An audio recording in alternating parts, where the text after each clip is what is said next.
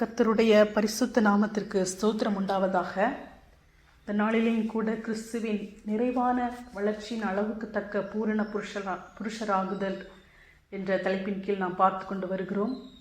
நாம் கிறிஸ்துவுக்குள் வளர வேண்டிய காரியங்களை குறித்து நாம் பார்த்து கொண்டு இருக்கிறோம். புது திராட்சரசம் கன்னிகைகளை வளர்க்கும். இப்போ இந்த கன்னிகை வளர வேண்டும் என்று சொன்னால் திராட்சை ரசத்தின் அனுபவம் அவசியமாக இருக்கிறது என்று நாம் பார்த்து கொண்டு வருகிறோம். நம்மை கர்த்தர் திராட்சை கொடிகள் என்று சொல்லியிருக்கிறார். யோவான் 5ஆம் அதிகாரத்திலே 15ஆம் அதிகாரத்திலே, நானே திராட்சை செடி, நீங்கள் கொடிகள். ஒருவன் என்னிலும் நான் அவனிலும் நிலைத்திருந்தால் அவன் மிகுந்த கனிகளை கொடுப்பான். ஆண்டவராகிய இயேசு கிறிஸ்து திராட்சை செடியாக இருக்கிறார். நாம் அதிலே கொடிகளாக இணைந்திருக்கிறோம். அதே போல நம்மை குறித்து மனைவி என்று ஆண்டவர் சொல்கிறார். வெளிப்படுத்தல் 19ஆம் அதிகாரம் 7-8 வாசிக்கும்போது, நாம் சந்தோஷப்பட்டு களிகூர்ந்து அவருக்கு துதி செலுத்த கடவோம். ஆட்டுக்குட்டியானவருடைய கல்யாணம் வந்தது, அவருடைய மனைவி தன்னை ஆயத்த பண்ணினாள் என்று சொல்ல கேட்டேன். அதே போல மனைவியை திராட்சை கொடிக்கு உவமையாக சங்கீதம் 128:3 நாம் வாசிக்கிறோம். உன் மனைவி உன் வீட்டோரங்களில் கனி தரும் திராட்சை கொடியை போல் இருப்பாள். இந்த மனைவி என்கிறவளுக்கு திராட்சை கொடியை கர்த்தர் உவமையாக சொல்லுகிறார். இப்போ திராட்சை கொடி என்பது, திராட்சை கொடியிலிருந்து திராட்சை பழங்கள் வந்து திராட்சை பழத்திலிருந்து திராட்சை ரசம் வருகிறதாக இருக்கிறது. அப்போ ஆண்டவராகிய இயேசு கிறிஸ்து செடியாக இருக்கிறார், நாம் கொடியாக இருக்கிறோம். அப்போ இந்த பழங்கள், திராட்சை ரசம், இதெல்லாம் பரிசுத்த ஆவியானவரின் அனுபவத்தை குறிக்கிறது. நாம் இயேசுவோடு நிலைத்திருக்கும் போது நமக்குள்ளாக ஆவியின் கனிகள் உண்டாகிறது. மத்தேயுவிலே இயேசு கிறிஸ்து சொல்லுகிறார், பரிசேயர்கள், சதுசேயர்கள், யூதர்கள் அவர்களை பார்த்து, தேவனுடைய ராஜ்யம் உங்களிடத்திலிருந்து பிடுங்கப்பட்டு அதற்கு ஏற்ற கனிகளை தருகிறவர்களிடத்திலே கொடுக்கப்படும் என்று சொல்லி, நீங்கள் எண்ணில் நிலைத்திருந்தால் நீங்கள் மிகுந்த கனிகளை கொடுப்பீர்கள். நீங்கள் மிகுந்த கனிகளை கொடுக்கும்படிக்கு பிதா உங்களை சுத்தம் பண்ணுவார் என்று சொல்லி இயேசு சொன்னார். அதே போல பரிசுத்த ஆவியானவருடைய செயல்பாடுகள், அவருடைய கிரியைகள் நம்மை வெளிப்படுவதே ஆவியின் கனிகள், ஆவியின் கனி என்று நாம் பார்க்கிறோம். அன்பு, சந்தோஷம், சமாதானம், இதெல்லாம் ஆவியின் கனியாக இருக்கிறது. அப்போ இந்த பரிசுத்த ஆவியானவர் நம்மிலிருந்து வெளிப்படும் போது, அவருடைய கிரியைகள் வெளிப்படும் போது தான் அது கனி கொடுக்கிற அனுபவமாக இருக்கிறது. இந்த கனி கொடுக்கும்போது அந்த கனியிலிருந்து திராட்சை ரசம் வெளிப்படுகிறது. அப்போ திராட்சை கொடி என்பவர்கள் நாம் தான். திராட்சை ரசத்தை இந்த உலகத்திற்கு கொண்டு வருகிற வாய்க்காலாக நாம் இருக்கிறோம். நாம் இயேசுவோடு நிலைத்திருக்கும் போது நம் மூலமாக பரிசுத்த ஆவியானவர் வெளிப்படுகிறார், அவர் கிரியை செய்கிறார். அதைத்தான் மனைவியானவள் திராட்சை கொடிக்கு உவமையாக சொல்லப்பட்டிருக்கிறாள். வெளிப்படுத்தல் 21:9, நீங்கே வா, ஆட்டுக்குட்டியானவருடைய மனைவியாகிய மணவாட்டியை உனக்கு காண்பிக்கிறேன். இப்போ மனைவி என்ற பெயர் சொல்லப்பட்டது. இங்கு மனைவியாகிய மணவாட்டி, இப்போ மனைவியை மணவாட்டி என்று சொல்லப்பட்டிருக்கிறது. வெளிப்படுத்தல் 22:17, ஆவியும் மணவாட்டியும் வா என்கிறார்கள், கேட்கிறவனும் வா என்பானாக. தாகமாய் இருக்கிறவன் வரக்கடவன், விருப்பமுள்ளவன் ஜீவ தண்ணீரை இலவசமாய் வாங்கி கொள்ள கடவன். வெளிப்படுத்தல் 22 கடைசி அதிகாரம். இந்த கடைசி அதிகாரத்திலே என்ன சொல்லியிருக்கிறது? ஆவியும் மணவாட்டியும் வா என்கிறார்கள். இப்போ இந்த ஆவியானவரும் மணவாட்டியும் ஒன்றாக இருக்கிறார்கள், ஒன்றாக இணைந்திருக்கிறார்கள், ஒரே சிந்தை உள்ளவர்களாக இருக்கிறார்கள். இப்போ ஆவியானவருடைய சிந்தை தான் இந்த மணவாட்டிக்கு இருக்கிறது. ஆவியும் மணவாட்டியும் வா என்கிறார்கள், கேட்கிறவனும் வா என்பானாக. தாகமாய் இருக்கிறவன் வரக்கடவன், விருப்பமுள்ளவன் ஜீவ தண்ணீரை இலவசமாய் வாங்கி கொள்ள கடவன்.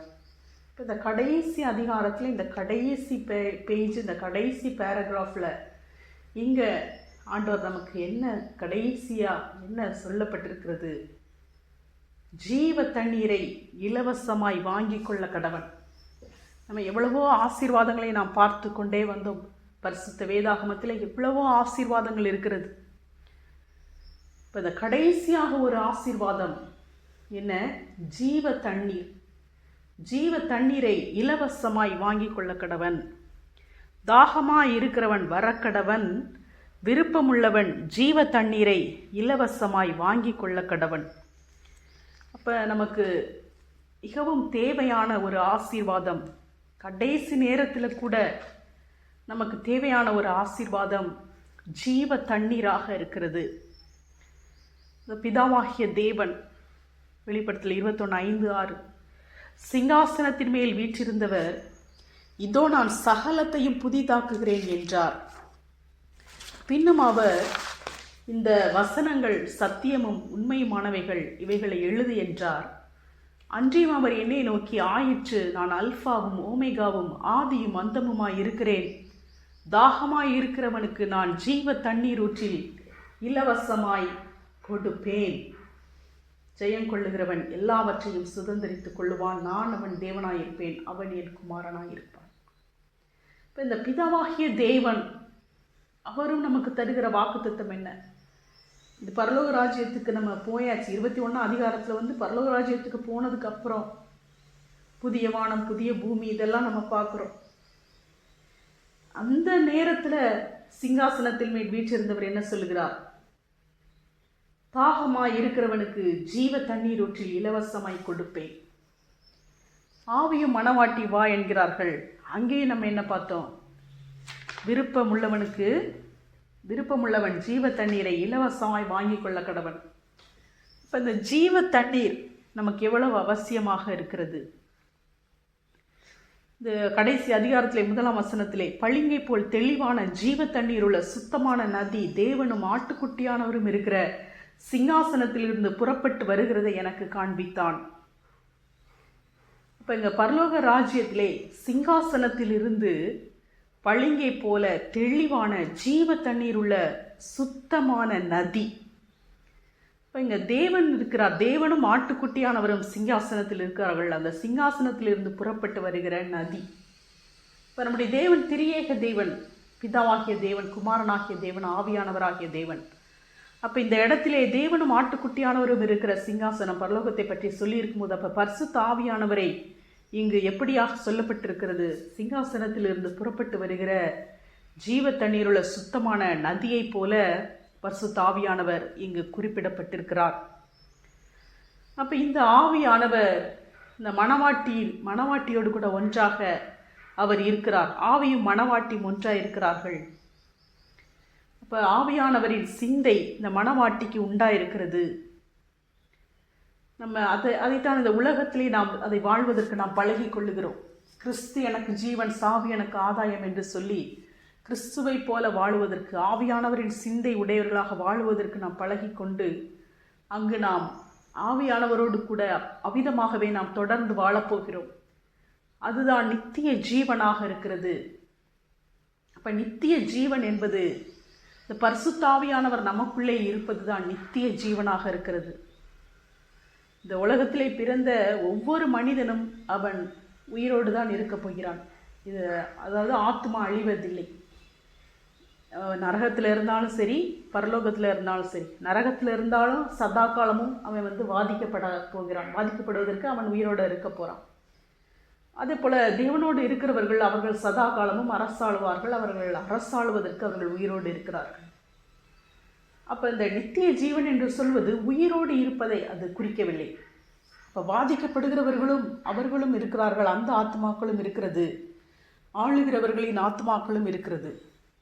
அப்போ இந்த தேவனோடு கூட இருக்கிறதை நாம் நித்திய ஜீவன் என்று சொல்கிறோம். அப்போ நித்திய ஜீவன் என்று சொன்னால் பரிசுத்த ஆவியானவர். இப்போ ஆளுகிறவர்கள், தேவனோடு கூட இருக்கிறவர்கள், பரிசுத்த ஆவியை உடையவர்கள், அவர்கள்தான் நித்திய ஜீவனை உடையவர்கள். அப்போ இவர்கள் சாத்தானோடு கூட இருக்கிறவர்கள் ஜீவன் இல்லாதவர்கள். அவர்களுடைய ஆத்மா உயிரோடு இருந்தாலும் கூட அது ஜீவன் இல்லாததாக இருக்கிறது. ஏனெனில் அவர்களுக்கு தேவன் இல்லை. கணம் பொருந்தியவனாய் இருந்தும் அறிவில்லாத மனுஷன் அழிந்து போகும் மிருகங்களுக்கு ஒப்பாய் இருக்கிறான் என்று நாம் சங்கீதத்திலே வாசிக்கிறோம். ஆனால் மிருகங்கள் அழிந்து போகிறது, அதனுடைய ஆத்மாக்கள் பாதிக்கப்படுவதில்லை. ஆனால் அதற்கு ஒரு எதிர்காலமும் இல்லை. அதே போலதான் கனம் பொருந்தியவர்களாக இருந்தாலும் இந்த அறிவில்லாதவர்கள் இந்த மிருகத்தை போல தங்களுக்கு ஒரு நல்ல எதிர்காலம் இல்லாதவர்களாக அவர்கள் இருக்கிறார்கள். அவர்களுடைய எதிர்காலம் ஒரு வாதையாக இருக்கிறது.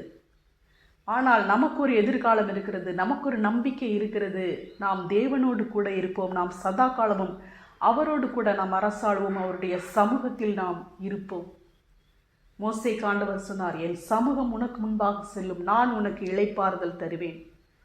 இப்போது அவருடைய சமூகம் வந்தாலே இளைப்பாறுதல். அவருடைய சமூகம் என்பது பரிசுத்த ஆவியானவரின் பிரசன்னத்தை குறிக்கிறது. இப்போ பரலோக ராஜ்யத்திலே பரிசுத்த ஆவியானவரோடு கூட ஒன்றாக நாம் இணைந்து மனவாட்டியாக நாம் வாழப்போகிறோம். ஆதியாகமம் 1:26 பின்பு தேவன் நமது சாயலாகவும் நமது ரூபத்தின்படியையும் மனுஷனை உண்டாக்குவோமாக என்றார். நாம் எவ்விதமாக உண்டாக்கப்பட்டிருக்கிறோம்? தேவனுடைய சாயலாகவும் தேவனுடைய ரூபத்தின்படியையும் நாம் உண்டாக்கப்பட்டிருக்கிறோம். சபையாகிய நாம் ரூபவதியாக இருக்கிறோம், நாம் மணவாட்டியாக இருக்கிறோம். இப்போ இந்த ரூபம் என்பது தேவன் நமக்கு கொடுத்த ரூபம். இது அழகை குறிக்காமல் தேவனுடைய தன்மையை குறிக்கிறது. ஏசாயா 53:2 நாம் வாசிக்கிறோம், இயேசு கிறிஸ்துவை குறித்து, நாம் அவரை பார்க்கும்போது நாம் அவரை விரும்பத்தக்க ரூபம் அவருக்கு இல்லாதிருந்தது. கர்த்தரோ நம் எல்லாருடைய அக்கிரமத்தையும் அவர் மேல் விழப்பண்ணினார். ஆண்டவராகிய இயேசு கிறிஸ்து, அவருக்கு அழகிலே எந்த குறையும் இல்லை. அவர் சௌந்தரியமுள்ளவர், மகா சம்பூரண அழகுள்ளவர். ஆனால் சிலுவையிலே அவர் பாவத்தினாலே ஆக்கினை அடைந்தவராக இருந்தபோது மக்கள் அவரை பார்க்கும்போது அவருக்கு நாம் விரும்பத்தக்க ரூபம் அவருக்கு இல்லாமல் இருந்தது. இந்த ஏசாயா 53 நாம் வாசிக்கும்போது ஆண்டவராகிய இயேசு கிறிஸ்துவை குறித்து நாம் வாசிக்கிறோம். இளங்கிளையைப் போலவும் வறண்ட நிலத்திலிருந்து துளிர்க்கிற வேரைப் போலவும் எழும்புகிறார். அவருக்கு அழகும் இல்லை, சௌந்தரியம் இல்லை. அவரை பார்க்கும்போது நாம் அவரை விரும்பத்தக்க ரூபம் அவருக்கு இல்லாதிருந்தது.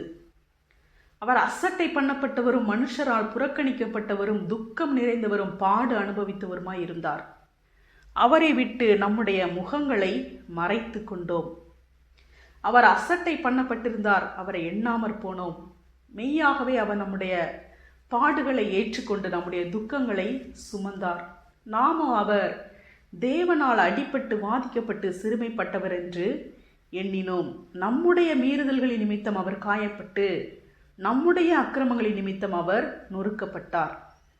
அப்போ இவர் சம்பூர்ண அழகுள்ள ஆண்டவராகிய இயேசு கிறிஸ்து, இவர் ஏன் இப்படிப்பட்ட ரூபமில்லாத விரும்பத்தக்க ரூபமில்லாதவராக அவர் மாறினார்? ஏனென்றால் அவர் நம்முடைய பாடுகளை ஏற்றுக்கொண்டு நம்முடைய துக்கங்களை சுமந்தார். நம்முடைய மீறுதல்களின் நிமித்தம் அவர் காயப்பட்டார். நம்முடைய அக்கிரமங்கள், நம்முடைய பாவங்கள், நம்முடைய மீறுதல்கள் எல்லாம் அவர் மேல் சுமத்தப்பட்டிருந்தபடினாலே அவர் அந்த கேடு அடைந்தவராக இருந்தார். அப்போ இந்த சிலுவையிலே அவருக்கு இருந்த அந்த கேடுதான், அதுதான் நம்முடைய ரூபம். அந்த நம்முடைய ரூபத்தை அவர் சிலுவையிலே அவர் ஏற்றுக்கொண்டார். அவர் ஏற்றுக்கொண்டு நமக்கு சமாதானத்தை உண்டு பண்ணும் ஆக்கினை அவர் மேல் வந்தது. இப்போ நமக்கு சமாதானத்தை உண்டு பண்ணும்படியாக கர்த்தரோ நம் எல்லாருடைய அக்கிரமத்தையும் அவர் மேல் விழப்பண்ணினார். அவர் நெருக்கப்பட்டும் ஒடுக்கப்பட்டும் இருந்தார். அவர் அடிக்கப்படும்படி கொண்டு போகப்படுகிற ஒரு ஆட்டுக்குட்டியைப் போலவும், தன்னை மயிர் கத்திரிக்கிறவனுக்கு முன்பாக சத்தமிடாதிருக்கிற ஆட்டை போலவும் அவர் தம்முடைய வாயை திறவாதிருந்தார். இவர் இவ்விதமான கேடு ஏன் அடைந்தார் என்று சொன்னால், அவர் நம்முடைய பாவங்கள் எல்லாம் அவர் மேல் ஏற்றப்பட்டது.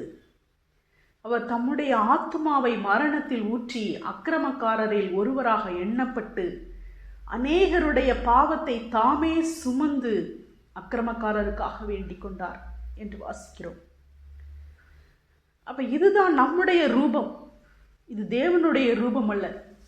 தேவன் நம்மை அவருடைய ரூபமாக சிருஷ்டித்தார். ஆனால் எபேசியரிலே நாம் வாசிக்கிறோம், அக்கிரமங்களினாலும் பாவங்களினாலும் மரித்தவர்களாயிருந்த நீங்கள் என்று சொல்லி. அன்று தேவன் சொன்னார் அல்லவா, அந்த பழத்தை புசிக்கிற நாளிலே நீங்கள் சாகவே சாவீர்கள் என்று. அந்த நாளிலே மரித்தது அக்கிரமங்களினாலும் பாவங்களினாலும் மரித்தவர்களாயிருந்த நாம். அதனாலே இப்படிப்பட்ட ஒரு ரூபம், அந்த தேவனுடைய ரூபம், தேவனுடைய சாயல் இல்லாதவர்களாக நாம் இருந்தோம். அந்த தேவனுடைய சாயலையும் ரூபத்தையும் நமக்கு கொண்டு வரும்படியாக ஆண்டவராகிய இயேசு கிறிஸ்து இந்த மனித ரூபத்தை எடுத்து, நம்முடைய அந்த மரித்த ரூபம், பாவத்தின் ரூபத்தை எடுத்து அவர் சிலுவையிலே தொங்கி அவர் ஆக்கினையை அடைந்தார். எதற்காக? நமக்கு மீண்டுமாக அந்த தேவனுடைய சாயலையும் தேவனுடைய ரூபத்தையும் நமக்கு கொண்டு வரும்படியாக. அவ்விதமாக அவர் கொண்டு வருவதற்காக அவர் சிலுவையிலே மரித்து அவர் மீண்டுமாக உயிரோடு எழுந்தபோது அவர் செய்ய வந்த வேலையை அவர் வெற்றியாக அவர் செய்து முடித்தார். இவர் இந்த உலகத்திற்கு அவர் மனித ரூபம் எடுத்து எதற்காக வந்தார்? இதை பற்றிய காரியம் முதலாவதாக எங்கு சொல்லப்பட்டது? ஆதியாகமம் 3:15, உனக்கும் ஸ்திரீக்கும் உன் வித்துக்கும் அவள் வித்துக்கும் பகை உண்டாக்குவேன், அவர் உன் தலையை நசுக்குவார், நீ அவர் குதிங்காலை நசுக்குவாய் என்றார். அப்ப இந்த வசனம் ஆதியாகமம் 3:15 இந்த சொல்லப்பட்ட இந்த தீர்க்க தரிசனம் நிறைவேறியதை குறித்த வசனம் எங்கு சொல்லப்பட்டிருக்கிறது? அப்போஸ்தலர் 3:15. ஜீவாதிபதியை கொலை செய்தீர்கள், அவரை தேவன் மரித்தோரில் இருந்து எழுப்பினார், அதற்கு நாங்கள் சாட்சிகளாயிருக்கிறோம். ஜீவாதிபதியை கொலை செய்தீர்கள், அதுதான் இந்த யூதர்கள். நாங்கள் இயேசுவை கொலை செய்து விட்டார்கள். இப்பொழுது பிசாசானவன் தான் வெற்றி பெற்றதாக அவன் நினைத்தான். இதுதான் இந்த சாத்தானுக்கு கொடுக்கப்பட்டது. நீ அவர் குதிங்காலை நசுக்குவாய் என்றது போல அவன் அந்த குதிங்காலை நசுக்குகிற இந்த காரியம்தான் ஆண்டவராகிய இயேசு கிறிஸ்துவுக்கு மரணம் கொடுக்கப்பட்டது. ஜீவாதிபதி கொலை செய்யப்பட்டார். ஆனால் அவர் உன் தலையை நசுக்குவார். இந்த சர்ப்பமானது குதிங்காலைத்தான் நசுக்க முடியும். ஆனால் அவர் என்ன செய்வார்? சர்ப்பத்தின் தலையை நசுக்குவார். அவர் அப்ப எப்போது அந்த தலையை நசுக்கினார்? அவர் மரித்தோரிலிருந்து எழும்பின போது.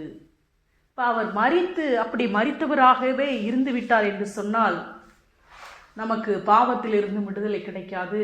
இந்த தேவனுடைய சாயலும் ரூபமும் நமக்கு திரும்ப கிடைத்திருக்காது. ஆனால் அவர் மரித்தோரிலிருந்து உயிரோடு எழும்பின போது அவர் சாத்தானுடைய தலையை அவர் நசுக்கினார்.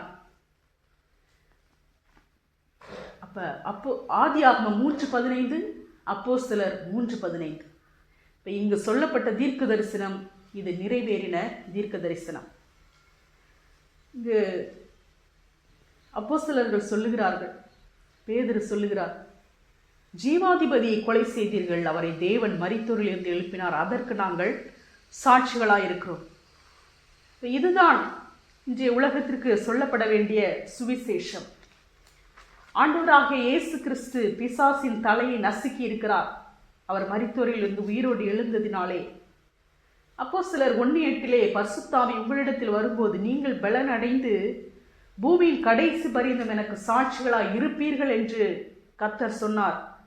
அதை இங்கு பேதுரு சொல்லுகிறார், ஜீவாதிபதியை கொலை செய்தீர்கள், அவரை தேவன் மரித்தோரில் இருந்து எழுப்பினார், அதற்கு நாங்கள் சாட்சிகளாய் இருக்கிறோம். அப்ப இயேசு சொன்னார் நீங்கள் சாட்சிகளாய் இருப்பீர்கள். இங்கு பேதுரு சொல்லுகிறார் நாங்கள் சாட்சிகளாய் இருக்கிறோம். அப்போஸ்தலர் 2ஆம் அதிகாரத்திலே பேதுரு சொல்லுகிறார், பரிசுத்தாவியானவர் பொழிந்தருளப்பட்ட போது, பரிசுத்தாவியானவர் வரும்போது நீங்கள் சாட்சிகளாய் இருப்பீர்கள் என்று இயேசு சொன்னார். இப்போ இந்த பரிசுத்தாவியை பெற்றுக்கொண்ட பேதுரு அங்கு சொல்லுகிறார், 2ஆம் அதிகாரம் 16ஆம் வசனத்திலிருந்து தொடங்கி அவர் யோவேலினால் உரைக்கப்பட்ட தீர்க்க தரிசனம் நடந்தேறுகிறது என்று அவர் சொல்லி வரும்போது, தேவன் அவருடைய மரண உபாதிகளின் கட்டை அவிழ்த்து அவரை எழுப்பினார், அவர் மரணத்தினால் கட்டப்பட்டிருக்க கூடாதிருந்தது என்று சொல்லி ஆண்டவராகிய இயேசு கிறிஸ்து மரித்தோரிலிருந்து எழும்பினார். 32ஆம் வசனத்திலே, இந்த இயேசுவை தேவன் எழுப்பினார், இதற்கு நாங்கள் எல்லாரும் சாட்சிகளாயிருக்கிறோம். அந்த பரிசுத்த ஆவியை பெற்றுக்கொண்ட உடனே அவர் சொல்லுகிறார், இந்த இயேசுவை தேவன் எழுப்பினார், இதற்கு நாங்கள் சாட்சிகளாயிருக்கிறோம். இப்போ இந்த பிசாசு அவருடைய குதிங்காலை நசுக்கினது, அவரை கொலை செய்தது அதுதான்.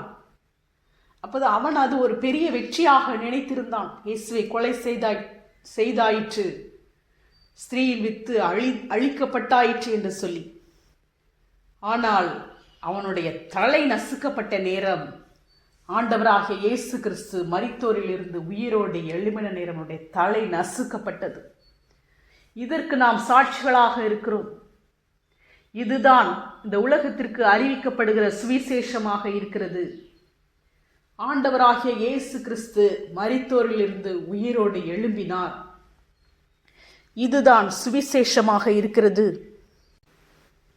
தேவன் 4ஆம் அதிகாரம் 10ஆம் வசனத்திலேயும் நாம் வாசிக்கிறோம், உங்களால் சிலுவையில் அறையப்பட்டவரும் தேவனால் மரித்தோரிலிருந்து எழுப்பப்பட்டவருமாய் இருக்கிற நசரேயனாகிய இயேசு கிறிஸ்துவின் நாமத்தினாலேயே இவன் உங்களுக்கு முன்பாக சொஸ்தமாய் நிற்கிறான் என்று உங்கள் எல்லாருக்கும், இஸ்ரவேல் ஜனங்கள் எல்லாருக்கும் தெரிந்திருக்க கடவது. இந்த சாத்தான் இயேசு மரித்த போது அவன் அதை ஒரு வெற்றியாக கொண்டாடினான். ஆனால் இயேசு உயிரோடு எழுந்து விட்டார். இதை ஒவ்வொரு நாளும் சொல்லுவதுதான் அவனுடைய தலையை நசுக்குகிற வேலையாக இருக்கிறது. இப்போ இந்த சுவிசேஷத்தை நாம் சொல்லுவதுதான் அவனுடைய தலை இன்னும் முழுவதுமாக நசுக்கப்பட்டு கொண்டே இருக்கிறது. இயேசு எழுந்ததை சொல்லுவது, அவர் எழுந்து விட்டார், அவன் தலையை நசுக்கி எழுந்து விட்டார்.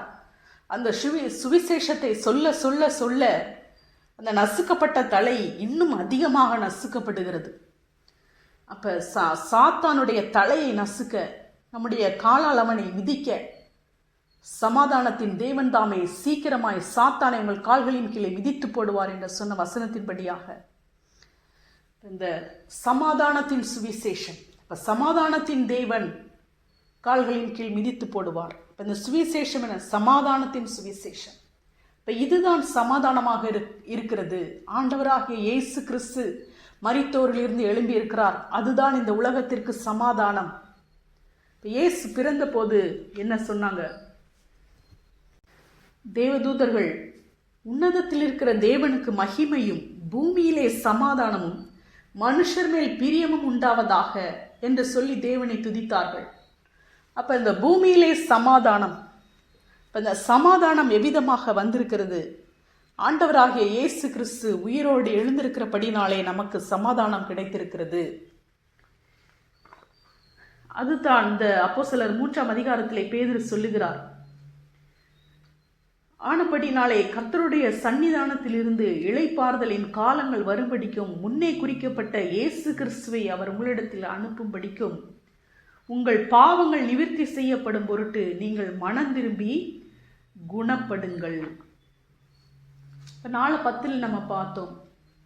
இங்கு பேதுரு சொல்லுகிறார் மீண்டுமாக, உங்களால் சிலுவையில் அறையப்பட்டவரும் தேவனால் மரித்தோரிலிருந்து எழுப்பப்பட்டவர் என்று சொல்லி, அதே போல 5ஆம் அதிகாரம் 30ஆம் வசனத்திலேயும் அங்கு சொல்லுகிறார் பேதுரு, நீங்கள் மரத்திலே தூக்கி கொலை செய்த இயேசுவை நம்முடைய பிதாக்களின் தேவன் எழுப்பி இஸ்ரவேலுக்கு மனம் திரும்புதலையும் பாவ மன்னிப்பையும் அருளுகிறதற்காக அவரை அதிபதியாகவும் இரட்சகராகவும் தமது வலது கரத்தினாலே உயர்த்தினார். இந்த சங்கதிகளை குறித்து நாங்கள் அவருக்கு சாட்சிகளாக இருக்கிறோம். தேவன் தமக்கு கீழ்ப்படுகிறவர்களுக்கு தந்தருளின பரிசுத்த ஆவியும் சாட்சி என்றார்கள். அப்ப நாம் சாட்சிகளாக இருக்க வேண்டியது, நாம் சாட்சிகளாக வாழ வேண்டியது இந்த சமாதானத்தின் சுவிசேஷத்திற்கு. பேதுரு அப்போஸ்தலர் இவர்தான் இந்த புதிய ஏற்பாட்டிலே நாம் எவ்விதமாக வாழ வேண்டும் என்று சொல்லி நமக்கு ஒரு முன் உதாரணமாக இருக்கிறார்கள். இப்போ அப்போஸ்தலர் 1:8 நீங்கள் சாட்சிகளாக இருப்பீர்கள் என்று இயேசு சொன்னார். இவர்கள் மீண்டும் மீண்டுமாக சொல்லுகிறதை நாம் பார்க்கிறோம். இயேசு கிறிஸ்து உயிரோடு எழும்பினார், இதற்கு நாங்கள் சாட்சிகளாக இருக்கிறோம், நாங்கள் சாட்சிகளாக இருக்கிறோம், நாங்கள் சாட்சிகளாக இருக்கிறோம். பரிசுத்த ஆவியும் சாட்சி. அப்ப நாமும் பரிசுத்த ஆவியானவர் ஒன்றாய் இருக்கிறோம். இது ஆவியும் மணவாட்டியும் வா என்கிறார்கள். இப்போ நம்ம தான் மணவாட்டி. இப்போ ஆவியானவர் என்ன சொல்ல விரும்புகிறாரோ, என்ன செய்ய விரும்புகிறாரோ அதைத்தான் நாமும் செய்கிறோம். இப்போ பரிசுத்த ஆவியானவர் நம்மோடு வரும்போது தான் நாம் இந்த சாட்சி கொடுப்பதற்கு நாம் பலன் அடைந்தவர்களாக இருக்கிறோம். இப்படிப்பட்ட சாட்சிகளாக வாழுவதற்கு நம்மை பலப்படுத்துகிறவர் பரிசுத்த ஆவியானவர். இப்போ அப்போஸ்தலர் 10ஆம் அதிகாரத்திலே நாம் வாசிக்கும் போது, யூதருடைய தேசத்திலும் எருசலேமிலும் அவர் செய்தவர்கள் எல்லாவற்றிற்கும் நாங்கள் சாட்சிகளாக இருக்கிறோம். அவரை மரத்திலே தூக்கி கொலை செய்தார்கள். 3ஆம் நாளிலே தேவன் அவரை எழுப்பி பிரத்யட்சமாய் காணும்படி செய்தார். அன்றியும் அவரே உயிரோடு இருக்கிறவர்களுக்கும் மரித்தோர்களுக்கும் தேவனால் ஏற்படுத்தப்பட்ட நியாயாதிபதி என்று ஜனங்களுக்கு ஒப்புவிக்கவும் சாட்சியாக ஒப்புவிக்கவும் அவர் எங்களுக்கு கட்டளையிட்டார். இவ்விதமாக இந்த சுவிசேஷம் அறிவிக்கும் போது, இந்த சுவிசேஷம் ஆண்டவராகிய இயேசு கிறிஸ்து மரித்தோரிலிருந்து எழும்பினார், அதுதான் சுவிசேஷமாக இருக்கிறது. 13ஆம் அதிகாரத்தை எடுத்துக்கொள்வோம்.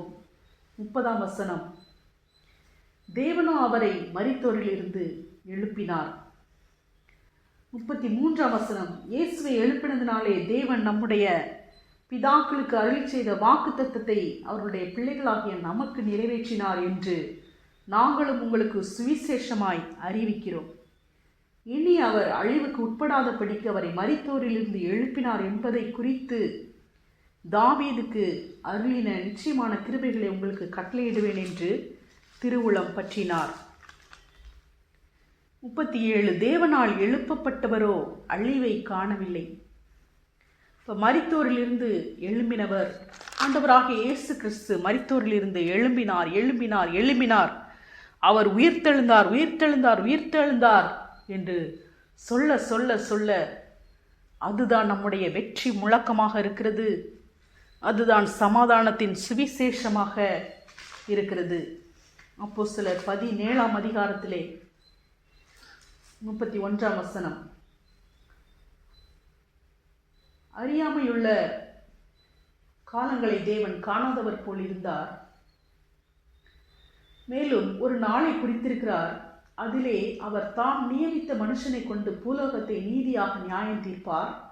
அந்த மனுஷனை மரித்தோரில் இருந்து எழுப்பினதினாலே அதன் நிச்சயத்தை எல்லாருக்கும் விளங்க பண்ணினார் என்றான். எங்க பவுல் சொல்லுகிறார், மரித்தோரிலிருந்து அவர் எழுப்பினார் என்று சொல்லி இயேசுவை குறித்து அவர் சொல்லுகிறார்.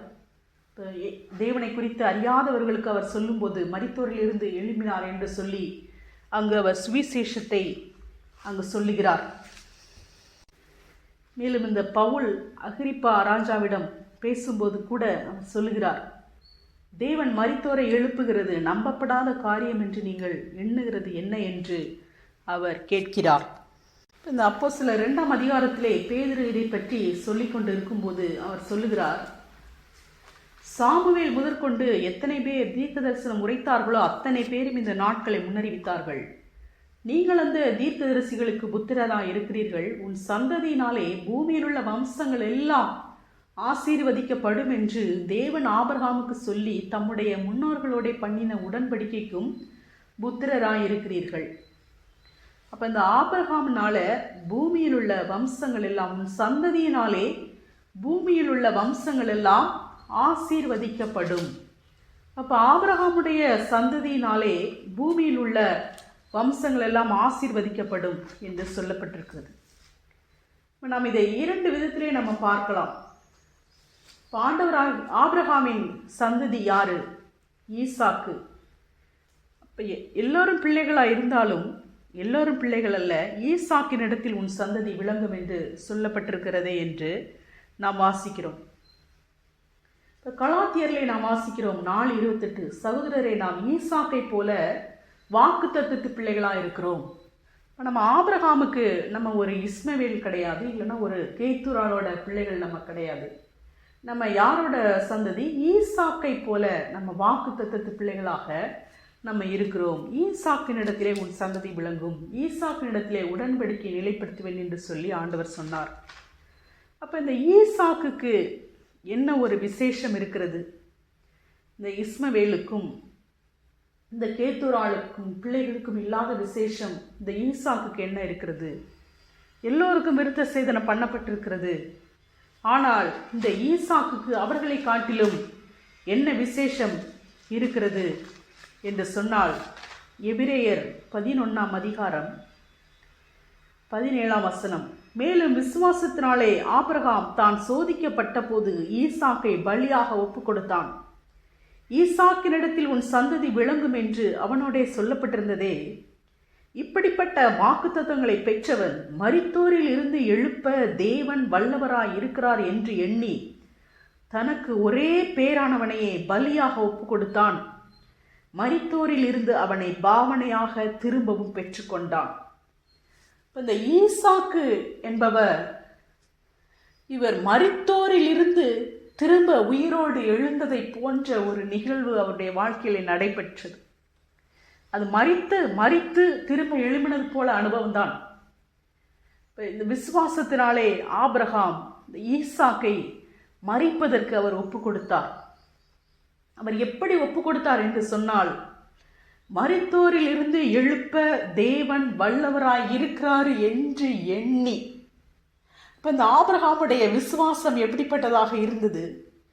தன்னுடைய மகன் மரித்தாலும் பிழைப்பான், அவன் மரித்து போனாலும், அவன் மரித்து அந்த பலி செலுத்தப்பட்டு அவன் சாம்பலாக மாறி போனாலும், அந்த சாம்பலிலிருந்து அந்த ஈசாக்கை கர்த்தர் மீண்டுமாக எனக்கு எழுப்பி தருவார் என்கிற விசுவாசத்தினாலே அந்த ஒரே பேரான ஈசாக்கை அவர் பலி செலுத்த அவர் முன் வந்தார். அதே போல மரித்ததைப் போலவே அவர் ஒப்பு கொடுக்கப்பட்டு மரித்தோரில் இருந்து திரும்ப எழுப்பி வந்ததைப் போலவே அவர் உயிரோடு திரும்ப எழுப்பி வந்தார். இங்கு கர்த்தர் 2 காரியங்களை அங்கு நமக்கு சொல்லுகிறார். இப்ப நமக்காக பலியிடப்படுவது நாம் அல்ல, ஆபிரகாமுடைய பிள்ளை அல்ல, தேவனுடைய பிள்ளையாகிய இயேசு. ஆபிரகாமே, உன்னுடைய பிள்ளையை இங்கு பலி செலுத்த வேண்டாம், என்னுடைய பிள்ளையவே நான் கல்வாரி மலையிலே நான் பலியாக ஒப்பு கொடுக்கிறேன் என்று கர்த்தர் சொன்னார். அதே போல இன்னொரு செய்தியையும் அங்கு சொல்லி இருக்கிறார். நாம் ஈசாக்கை போல வாக்கு தத்தத்து பிள்ளைகளாய் இருக்கிறோம். ஈசாக்கு எவ்விதமாக ஒரு மரணத்திற்கு உள்ளாக சென்று உயிரோடு எழுப்பி வந்தாரோ, ஒரு பாவனையாக, அவர் சரீர பிரகாரமாக மரிக்கவில்லை என்று சொன்னாலும் அங்கு அப்படிப்பட்ட ஒரு சூழ்நிலை தான் நடந்தது. விசுவாசத்தினாலே அந்த ஆபிரகாம் அவர் கத்தியை ஓங்கிவிட்டார். அவர் அங்கு அந்த அவர் வைத்திருந்த விசுவாசம் என்ன? அந்த ஈசாக்கு பலியாக அவர் எரிந்து சாம்பல் ஆனாலும் அந்த சாம்பலில் இருந்து ஈசாக்கு மீண்டுமாக எழுப்பி வருவான் என்பதுதான். நாம் அப்படிப்பட்ட ஈசாக்காக நாம் இருக்கிறோம். நாம் மரித்து நாம் சாம்பலாக மாறி போனாலும், நாம் மண்ணுக்கு மண்ணாக நாம் மாறி போனாலும், நாம் மீண்டுமாக எழுந்து வருவோம். நாம் மீண்டுமாக உயிரோடு எழும்புவோம். ஆண்டவராகிய இயேசு கிறிஸ்துவை உயிரோடு எழுப்பினவர், அவர் நம்மையும் எழுப்புவார். ஈசாக்கை எப்படி ஆண்டவராகிய ஆபிரகாம் மரித்தோரிலிருந்து பாவனையாக திரும்ப பெற்றுக்கொண்டானோ, அதே போல நம்மையும் பிதாவாகிய தேவன் திரும்ப பெற்றுக்கொள்ளுவான். நம்மை மறுரூபப்படுத்தி மீண்டுமாக அவருடைய சாயலாக, அவருடைய ரூபமாக, அவரோடு கூட நம்மை என்றென்றைக்குமாக அவர் வைத்துக் கொள்வார். கிறிஸ்து, அதே போல ஆபிரகாமுடைய சந்ததி கிறிஸ்து என்று நாம் வாசிக்கிறோம். ஆபிரகாமின் சந்ததி என்று சொல்லப்படாமல் சந்ததி என்று ஒருவரை குறித்து சொல்லப்பட்டிருக்கிறது. அந்த ஒருவர் கிறிஸ்துவை என்று நாம் வாசிக்கிறோம். அப்ப கிறிஸ்துவின் மூலமாக இந்த உலகம் முழுவதும் ஆசீர்வதிக்கப்படுகிறது. அப்ப ஈசாக்கின் மூலமாக அந்த இஸ்ரவேலர்கள் ஆசீர்வதிக்கப்பட்டார்கள். ஆனால் ஆண்டவராகிய இயேசு கிறிஸ்து அவர் ஆபிரகாமின் சந்ததியாக வந்து அவர் இந்த பூமியின் வம்சங்கள் எல்லாம் உனக்குள்ள ஆசீர்வதிக்கப்படும் என்ற சொன்ன வசனத்தின்படியாக கிறிஸ்துவின் மூலமாக இந்த உலகத்தில் உள்ள அனைவரும் ஆபிரகாமின் பிள்ளைகளாக, ஆபிரகாமின் சந்ததியாக, கிறிஸ்துவின் பிள்ளைகளாக, கிறிஸ்துவுக்குள் எல்லோரும் ஆபிரகாமின் ஆசீர்வாதங்களை பெற்றுக்கொள்ளுகிறார்கள். ஈசாக்கை போல மரித்தோரிலிருந்து திரும்பவும் எழும்புவார்கள். ஆண்டவராகிய இயேசு கிறிஸ்துவை போல மரித்தோரிலிருந்து திரும்பவும் எழும்புவார்கள். இதுதான் சுவிசேஷமாக இருக்கிறது. ஆண்டவராகிய இயேசு கிறிஸ்து எவ்விதமாக மரித்தோரிலிருந்து உயிரோடு எழும்பினாரோ அதை போல நாமும் எழும்புவோம். நம்முடைய சரீரம் எழும்பும். நம்முடைய சரீரம் மறுரூபமாக்கப்படும். நாம் இழந்து போன அந்த தேவனுடைய சாயலையும் தேவனுடைய ரூபத்தையும் நாம் நித்தியமாக நாம் பெற்றுக்கொண்டு நாம் தேவனோடு கூட நாம் சதா காலமும் நாம் அரசாளுவோம். இதுதான் சுவிசேஷமாக இருக்கிறது. இதுதான் சமாதானத்தின் சுவிசேஷமாக இருக்கிறது. இதுதான் இந்த உலகத்தில் உள்ள ஒவ்வொருவரும் அறிந்து கொள்ள வேண்டிய சுவிசேஷமாக இருக்கிறது. இந்த சுவிசேஷத்தை அறிந்து கொள்ளாத படிக்கு, இந்த சுவிசேஷத்தின் மேன்மையை அறிந்து கொள்ளாத படிக்கு இந்த உலகத்தில் உள்ள அதிபதி அவன் ஜனங்களுடைய மனக்கண்களை குருடாக்கி வைத்திருக்கிறான். எபேசியர் 1:19 நாம் வாசிக்கிறோம், தாம் கிறிஸ்துவை மரித்தோரிலிருந்து எழுப்பி அவரிடத்தில் நடப்பித்த தமது பலத்த சத்துவத்தின் வல்லமைப்படியே விசுவாசிக்கிறவர்களாகிய நம்மிடத்திலே காண்பிக்கும் தம்முடைய வல்லமையின் மகா மேன்மையான மகத்துவம் இன்னதென்றும் நீங்கள் அறியும்படிக்கு அவர் உங்களுக்கு பிரகாசமுள்ள மனக்கண்களை கொடுக்க வேண்டும் என்று வேண்டிக் கொள்ளுகிறேன். இதை நாம் அறிந்து கொள்ள வேண்டும் என்றுதான் இங்கு பவுல் நமக்காக ஜெபிக்கிறார். இப்ப கிறிஸ்துவை மரித்தோரிலிருந்து எழுப்புவதற்காக பிசாசானவன், அந்த பிசாசின் கூட்டம், அவர்கள் எல்லோரும் சேர்ந்து கிறிஸ்து மரித்தோரிலிருந்து எழுப்பக்கூடாது என்று சொல்லி அவர்கள் அனைவருமாக சேர்ந்து அந்த கிறிஸ்துவின் ஆத்மாவை, கிறிஸ்துவை அவர்கள் மரணத்திலே அவர்கள் அடைத்து வைக்க பார்த்து கொண்டிருந்தார்கள். ஆனால் அங்கு பிதாவானவர் தம்முடைய பலத்த சத்துவத்தின் வல்லமைப்படி அவரை மரித்தோரிலிருந்து எழுப்பினார். அப்படிப்பட்ட ஒரு பலத்த சத்துவத்தின் வல்லமையை தான் விசுவாசிக்கிறவர்களாகிய நம்மிடத்திலே அவர் காண்பிக்கிறார். அந்த வல்லமையின் மகா மேன்மையான மகத்துவம் என்னதென்று நாம் அறிய வேண்டும். அதை அறியும்படிக்கு நாம் பிரகாசமுள்ள மனக்கண்களை நாம் பெற்றுக்கொள்ள வேண்டும். இப்ப நாம் மறுபடியுமாக நாம் பிறந்த போது, நாம் ஞானஸ்நானம் எடுத்து பரிசுத்த ஆவியானவரை பெற்று நாம் மறுபடியுமாக நாம் பிறந்த போது நம்முடைய ஆவியானது உயிர்ப்பிக்கப்பட்டிருக்கிறது. அதாவது எபேசியர் 2 அக்கிரமங்களினாலும் பாவங்களினாலும் மரித்த உங்களை கர்த்தர் உயிர்ப்பித்தார். நம்ம மரித்து போய் இருந்தோம். அக்கிரமங்களில் மரித்தவர்களாய் இருந்த நம்மை கிறிஸ்துவுடனே கூட உயிர்ப்பித்தார். கிருபையினாலே ரட்சிக்கப்பட்டீர்கள். கிறிஸ்து இயேசுக்குள் நம்மை அவரோடே கூட எழுப்பி உன்னதங்களிலே அவரோடே கூட உட்காரவும் செய்தார். இது பாஸ்ட் டென்ஸ், முடிந்து விட்டது. உட்காரவும் செய்தார். இப்ப நம்ம உட்கார்ந்து விட்டோம். அப்ப இது எதுல நடைபெற்றிருக்கிறது? ஆவியிலே நடைபெற்றிருக்கிறது. ரோமர் 10ஆம் அதிகாரத்திலே நாம் ரட்சிக்கப்படுவதை குறித்து நாம் வாசிக்கிறோம். ரோமர் 10ஆம் அதிகாரம் 6ஆம் வசனத்திலே, விசுவாசத்தின் ஆளாகும் நீதியானது கிறிஸ்துவை இறங்கி வர பண்ணும்படி பரலோகத்துக்கு ஏறுகிறவன் யார்? அல்லது கிறிஸ்துவை மரித்தோரில் இருந்து ஏறி வர பண்ணும்படி பாதாளத்திற்கு இறங்குகிறவன் யார் என்று உன் உள்ளத்திலே சொல்லாதிருப்பாயாக என்று சொல்லுகிறது மன்றி, இந்த வார்த்தை உனக்கு சமீபமாய் உன் வாயிலும் உன் இருதயத்திலும் இருக்கிறது என்றும் சொல்லுகிறது. இந்த வார்த்தை நாங்கள் பிரசங்கிக்கிற விசுவாசத்தின் வார்த்தையே. அந்த ரட்சிக்கப்படுவதற்காக நாம் சொல்ல வேண்டிய விசுவாசத்தின் வார்த்தை என்னவென்றால், கர்த்தராகிய இயேசுவை நீ உன் வாயினாலே அறிக்கையிட்டு தேவன் அவரை மரித்தோரில் இருந்து எழுப்பினார் என்று உன் இருதயத்திலே விசுவாசித்தால் ரட்சிக்கப்படுவாய். நீதி உண்டாக இருதயத்திலே விசுவாசிக்கப்படும், ரட்சிப்புண்டாக வாயினாலே அறிக்கை பண்ணப்படும். அவரை விசுவாசிக்கிறவன் எவனோ அவன் வெட்கப்படுவதில்லை என்று வேதம் சொல்லுகிறது. ஆண்டவராகிய இயேசு கிறிஸ்துவை தேவன் மரித்தோரில் இருந்து எழுப்பினார் என்று நம்முடைய இருதயத்திலே நாம் விசுவாசிக்க வேண்டும். விசுவாசிக்கும் போது நாம் ரட்சிக்கப்படுகிறோம். இதை விசுவாசிக்கும் போது நமக்கு நீதி உண்டாகிறது. நீதி உண்டாக இருதயத்திலே விசுவாசிக்கப்படுகிறது. ரட்சிப்புண்டாக வாயினாலே அறிக்கை பண்ணப்படுகிறது. அவரை விசுவாசிக்கிறவன் எவனோ அவன் வெட்கப்படுவதில்லை. அவரை விசுவாசிக்கிற யாரும் வெட்கப்பட்டு போவதில்லை. ஆண்டவராகிய இயேசுவை மரித்தோரிலிருந்து உயிரோடு எழுப்பினவர், அவரை விசுவாசிக்கிற நாம் ஒருவரையும் அவர் வெட்கப்படுத்துவதில்லை. நாம் எல்லோரையும் அவர் உயிரோடு எழுப்புவார். தேவன் அவருடைய நாளிலே நமக்கு மறுரூபமான சரீரத்தை அவர் நமக்கு தருவார். இப்ப நீதி உண்டாக இருதயத்திலே விசுவாசிக்கப்படும். அப்ப நமக்கு எவ்விதமாக நீதி உண்டாகிறது? நாம் எவ்விதமாக நீதிமான்களாக நாம் மாறுகிறோம்? இலவசமாய் தேவனுடைய கிருபையினாலே நாம் நீதிமான்களாகிறோம் என்று ரோமர் 3:24 நாம் வாசிக்கிறோம்.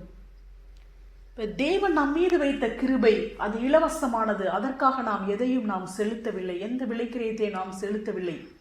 இயேசு கிறிஸ்துவினுடைய மீட்பினாலே, தேவனுடைய கிருபையினாலே நாம் இலவசமாய் நீதிமான்களாக்கப்பட்டிருக்கிறோம். இயேசு கிறிஸ்து நமக்காக மரித்தபடினாலே, அவர் நமக்காக கிரயம் செலுத்திவிட்டபடினாலே தேவனுடைய கிருபை நமக்கு இலவசமாய் கிடைத்திருக்கிறது.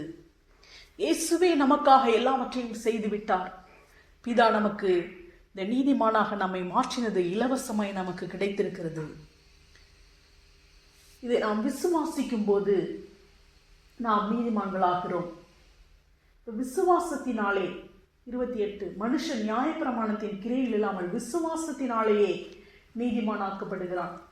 இப்ப விசுவாசத்தினாலே மனிதன் நீதிமானாக்கப்படுகிறான் என்று சொல்லி ரோமர் 4 அதை முழுவதுமாக பவுல் விவரித்து காண்பித்திருக்கிறார். அப்ப ஆபிரகாம் தேவனை விசுவாசித்தான், அது அவனுக்கு நீதியாக எண்ணப்பட்டது. இப்ப ஆபிரகாம் விசுவாசித்தபடினாலே அவர் நீதிமானாக மாற்றப்பட்டிருக்கிறார். அவர் விருத்த சேதனத்தை பெற்றதினால் அல்ல, அவர் விசுவாசத்தினால் தான் நீதிமானாகி இருக்கிறார் என்று சொல்லி 10 நாம் வாசிக்கிறோம். இந்த பாக்கியம் விருத்த சேதனம் உள்ளவனுக்கு மாத்திரம் வருமோ, விருத்த சேதனம் இல்லாதவனுக்கு வருமோ? ஆபிரகாமுக்கு விசுவாசம் நீதியாக எண்ணப்பட்டது என்று சொல்லுகிறோமே, அது எப்போது அவனுக்கு அப்படி எண்ணப்பட்டது? அவன் விருத்த சேதனம் உள்ளவனாய் இருந்த போதோ, விருத்த சேதனம் இல்லாதவனாய் இருந்த போதோ? விருத்த சேதனம் உள்ளவனாய் இருந்த போதில், விருத்த சேதனம் இல்லாதவனாய் இருந்த போதே. விருத்த சேதனம் இல்லாத காலத்தில் அவன் விசுவாசத்தினாலே அடைந்த நீதிக்கு முத்திரையாக விருத்த சேதனமாகிய அடையாளத்தை பெற்றான். விருத்த சேதனம் இல்லாதவர்களாய் விசுவாசிக்கிற யாவருக்கும் நீதி எண்ணப்படும் பொருட்டாக அவர்களுக்கு அவன் தகப்பனாய் இருக்கும்படிக்கும், விருத்த சேதனத்தை பெற்றவர்களாய் மாத்திரமல்ல, நம்முடைய தகப்பனாகிய ஆபிரகாம் விருத்த சேதனம் இல்லாத காலத்தில் அடைந்த விசுவாசமாகிய அடிச்சுவடுகளில் நடக்கிறவர்களாய் இருக்கிறவர்களுக்கு தகப்பனாய் இருக்கும் அந்த அடையாளத்தை பெற்றான். அன்றியும் உலகத்தை சுதந்திரிப்பான் என்கிற வாக்குத்தத்தம் ஆபிரகாமுக்காவது அவன் சந்ததிக்காவது நியாய பிரமாணத்தினால் கிடையாமல் விசுவாசத்தினால் வருகிற நீதியினால் கிடைத்தது. இந்த விருத்த சேதனம் என்பது 99வது வயதில் தான் கர்த்தர் அந்த அடையாளத்தை அவர் ஏற்படுத்துகிறார். அதற்கு முன்பு உள்ள காலங்களில் எல்லாம் அவர் விசுவாசத்தினால் தான் அவர் வாழ்ந்து வந்தார். எனவேதான் ஆபிரகாம் தேவனை விசுவாசித்தான், அது அவருக்கு நீதியாக எண்ணப்பட்டது. அவர் விசுவாசித்தபடியினாலே அவருக்கு அந்த விருத்த சேதனம் என்கிற அடையாளம் அவருக்கு கொடுக்கப்பட்டது. அதே போல நாமும் ஆண்டவராகிய இயேசுவை விசுவாசிக்கிறோம், நமக்கு முத்திரையாக பரிசுத்த ஆவியானவர் கொடுக்கப்படுகிறார். இந்த விசுவாசிக்கிற ஆபிரகாம் எவ்விதமாக அவர் விசுவாசித்தார்? 16 சுதந்திரமானது கிருபையினால் உண்டாகிறதா இருக்கும்படிக்கு அது விசுவாசத்தினால் வருகிறது. ஆபிரகாமுடைய விசுவாசத்தை சார்ந்தவர்களான எல்லா சந்ததியாருக்கும் அந்த வாக்குத்தத்தம் நிச்சயமாய் இருக்கும்படிக்கு அப்படி வருகிறது. இந்த ஆபிரகாமை குறித்து என்ன எழுதியிருக்கிறது? அவன் தான் விசுவாசித்தவருமாய் மரித்தோரை உயிர்ப்பித்து இல்லாதவைகளை இருக்கிறவைகளைப் போல அழைக்கிறவருமாய் இருக்கிற தேவனுக்கு முன்பாக நாம் எல்லாருக்கும் தகப்பனானான். இந்த ஆபிரகாம் என்ன விசுவாசித்தார்? மரித்தோரை உயிர்ப்பிக்கிறவர் என்று சொல்லி ஆபிரகாம் விசுவாசித்தார். அதாவது எபிரேயரில் எழுதப்பட்டது விசுவாசத்தினாலே ஆபிரகாம் ஈசாக்கை பலியாக ஒப்பு கொடுத்து மீண்டுமாக பெற்றுக்கொண்டார் என்று சொல்லி. இப்போ தேவன் மரித்தோரிலிருந்து உயிரோடு எழுப்புகிறவர் என்று சொல்லி ஆபிரகாம் விசுவாசித்தார். அப்ப விசுவாசத்தினாலே ஆபிரகாம் நீதிமானாக எண்ணப்பட்டார். நாமும் விசுவாசத்தினாலே நாம் நீதிமான்களாக எண்ணப்படுகிறோம். அவர் நம்முடைய பாவங்களுக்காக ஒப்பு கொடுக்கப்பட்டும் நாம் நீதிமான்களாக்கப்படுவதற்காக அவர் எழுப்பப்பட்டும் இருக்கிறார். ஆண்டவராகிய இயேசு கிறிஸ்து உயிர்த்தெழுந்தபடினாலே நாம் நீதிமான்களாக்கப்படுகிறோம். இப்போ அவர் எதற்காக அவர் உயிரோடு எழுப்பப்பட்டிருக்கிறார்? நாம் நீதிமான்களாக்கப்படுவதற்காக. நம்முடைய பாவங்களுக்காக அவர் மரித்தார். நாம் நீதிமான்களாக்கப்படுவதற்காக அவர் உயிரோடு எழுப்பியிருக்கிறார். அவர் உயிரோடு எழுப்பியிருக்கிறபடினாலே நாம் நீதிமான்களாக்கப்பட்டிருக்கிறோம். அவரை தேவன் உயிரோடு எழுப்பினார் என்று விசுவாசிக்கிறபடினாலே அந்த விசுவாசத்தினாலே நாம் நீதிமான்களாக்கப்பட்டிருக்கிறோம். ரோமர் 5:9 நாம் வாசிக்கிறோம், இப்படி நாம் அவருடைய இரத்தத்தினாலே நீதிமான்களாக்கப்பட்டிருக்க கோபாக்கினைக்கு நீங்களாக அவராலே நாம் ரட்சிக்கப்படுவது அதிக நிச்சயமாமே. நாம் இலவசமாய் நீதிமான்களாக்கப்பட்டோம், விசுவாசத்தினாலே நீதிமான்களாக்கப்பட்டோம். தேவன் பிதா ஆண்டவராக இயேசு கிறிஸ்து உயிரோடு எழுப்பினதினாலே நாம் நீதிமான்களாக்கப்பட்டோம். 4வதாக அவருடைய இரத்தத்தினாலே நாம் நீதிமான்களாக்கப்பட்டிருக்கிறோம். நாம் அவருடைய இரத்தத்தினாலே நாம் நீதிமான்களாக்கப்பட்டிருக்கிறபடினாலே கோபாக்கினைக்கு நீங்களாக அவராலே நாம் ரட்சிக்கப்படுவோம். இப்போ இந்த கோபாக்கினை என்பது அந்த அக்கினியின் கடலும் எரிகிற அந்த 2ஆம் மரணம். அதற்கு நீங்களாக நாம் ரட்சிக்கப்படுவோம். அவருடைய ஆத்தும அழிவை காண்பதில்லை, அவருடைய சரீரம் பாதாளத்தில் விடப்படுவதில்லை என்று கிறிஸ்துவுக்கு சொல்லப்பட்டது போல கிறிஸ்துவனுடைய வாக்கு தத்தங்கள் எல்லாம் நமக்கு உரியதாக இருக்கிறது. நாம் ஆவியினால் பிறந்தவர்கள், நாம் கிறிஸ்துவோடு கூட உடன் சுதந்திரராய் இருக்கிறபடினாலே கிறிஸ்துவுக்குரிய ஆசீர்வாதங்கள் நமக்கு இருக்கிறது. அவருடைய ஆத்மா எப்படி அழிவை காணவில்லையோ, அவருடைய சரீரம் எப்படி பாதாளத்தில் விடப்படவில்லையோ, அதை போல நம்முடைய ஆத்மாவும் அழிவை காண்பதில்லை, நம்முடைய சரீரம் பாதாளத்தில் விடப்படுவதில்லை. நாம் கோபாக்கினைக்கு நீங்களாக நாம் ரட்சிக்கப்படுவோம். என்னை விசுவாசிக்கிறவன் வெட்கப்பட்டு போவதில்லை, நாம் வெட்கப்பட்டு போவதில்லை. நாம் நித்திய ஜீவனை நாம் அடைந்து கொள்வோம். நாம் சதா காலமும் தேவனோடு கூட நாம் அரசாளுவோம். இதுதான் நம்முடைய தைரியமாக இருக்கிறது. இதற்காகவே நாம் இயேசு கிறிஸ்துவனுடைய இரத்தத்தினாலே நாம் நீதிமான்கள் ஆக்கப்பட்டிருக்கிறோம். அவருடைய இரத்தத்தினாலே நாம் நீதிமான்கள் ஆக்கப்பட்டிருக்கிறபடினாலே நாம் கோபாக்கினைக்கு நாம் நீங்களாக்கப்படுவோம். 5வதாக ஆண்டவராக இயேசு கிறிஸ்துவனுடைய கீழ்ப்படிதலினாலே நாம் நீதிமான்களாக்கப்பட்டிருக்கிறோம். 5:19 அன்றியும் ஒரே மனுஷனுடைய கீழ்ப்படியாமையினாலே அநேகர் பாவிகளாக்கப்பட்டது போல ஒருவருடைய கீழ்ப்படிதலினாலே அநேக நீதிமான்களாக்கப்படுவார்கள். அந்த பழத்தின் கனியை, அந்த பழத்தை புசிக்க வேண்டாம் என்று ஆதாமுக்கும் ஏவாளுக்கும் அந்த காலத்திலே அவர்கள் இருவர் தான் இருந்தார்கள். இந்த ஆதாமும் ஏவாளும் தான் அதை புசித்தார்கள். இந்த ஆதாம் மூலமாக இந்த உலகத்தில் உள்ள அனைவருக்கும் எப்படி பாவம் வந்து ஆண்டு கொண்டதோ, ஒரே மனுஷனுடைய கீழ்ப்படியாமையினாலே அநேகர் பாவிகளாக்கப்பட்டது போல அந்த ஒரு மனுஷனுடைய கீழ்ப்படியாமையினாலே தேவனுடைய சாயலும் தேவனுடைய ரூபமும் மனித குலத்தை விட்டு போனதே. ஒரே மனுஷனாகிய இயேசு கிறிஸ்துவனுடைய கீழ்ப்படிதலினாலே அநேகர் நீதிமான்களாக்கப்பட்டிருக்கிறார்கள். ஆதாம் கீழ்ப்படியாததினாலே பாவம் வந்தது. ஆனால் இயேசு கிறிஸ்து கீழ்ப்படினபடினாலே, அந்த ஒருவருடைய கீழ்ப்படிதலினாலே நாம் நீதிமான்களாக்கப்பட்டிருக்கிறோம்.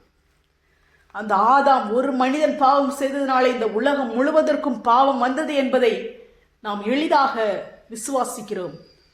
ஆனால் இயேசு கிறிஸ்து என்ற ஒருவரின் மூலமாக, அந்த ஒருவருடைய கீழ்ப்படிதலின் மூலமாக அவரை விசுவாசிக்கிறவர்கள் நீதிமான்கள் ஆக்கப்படுகிறார்கள்.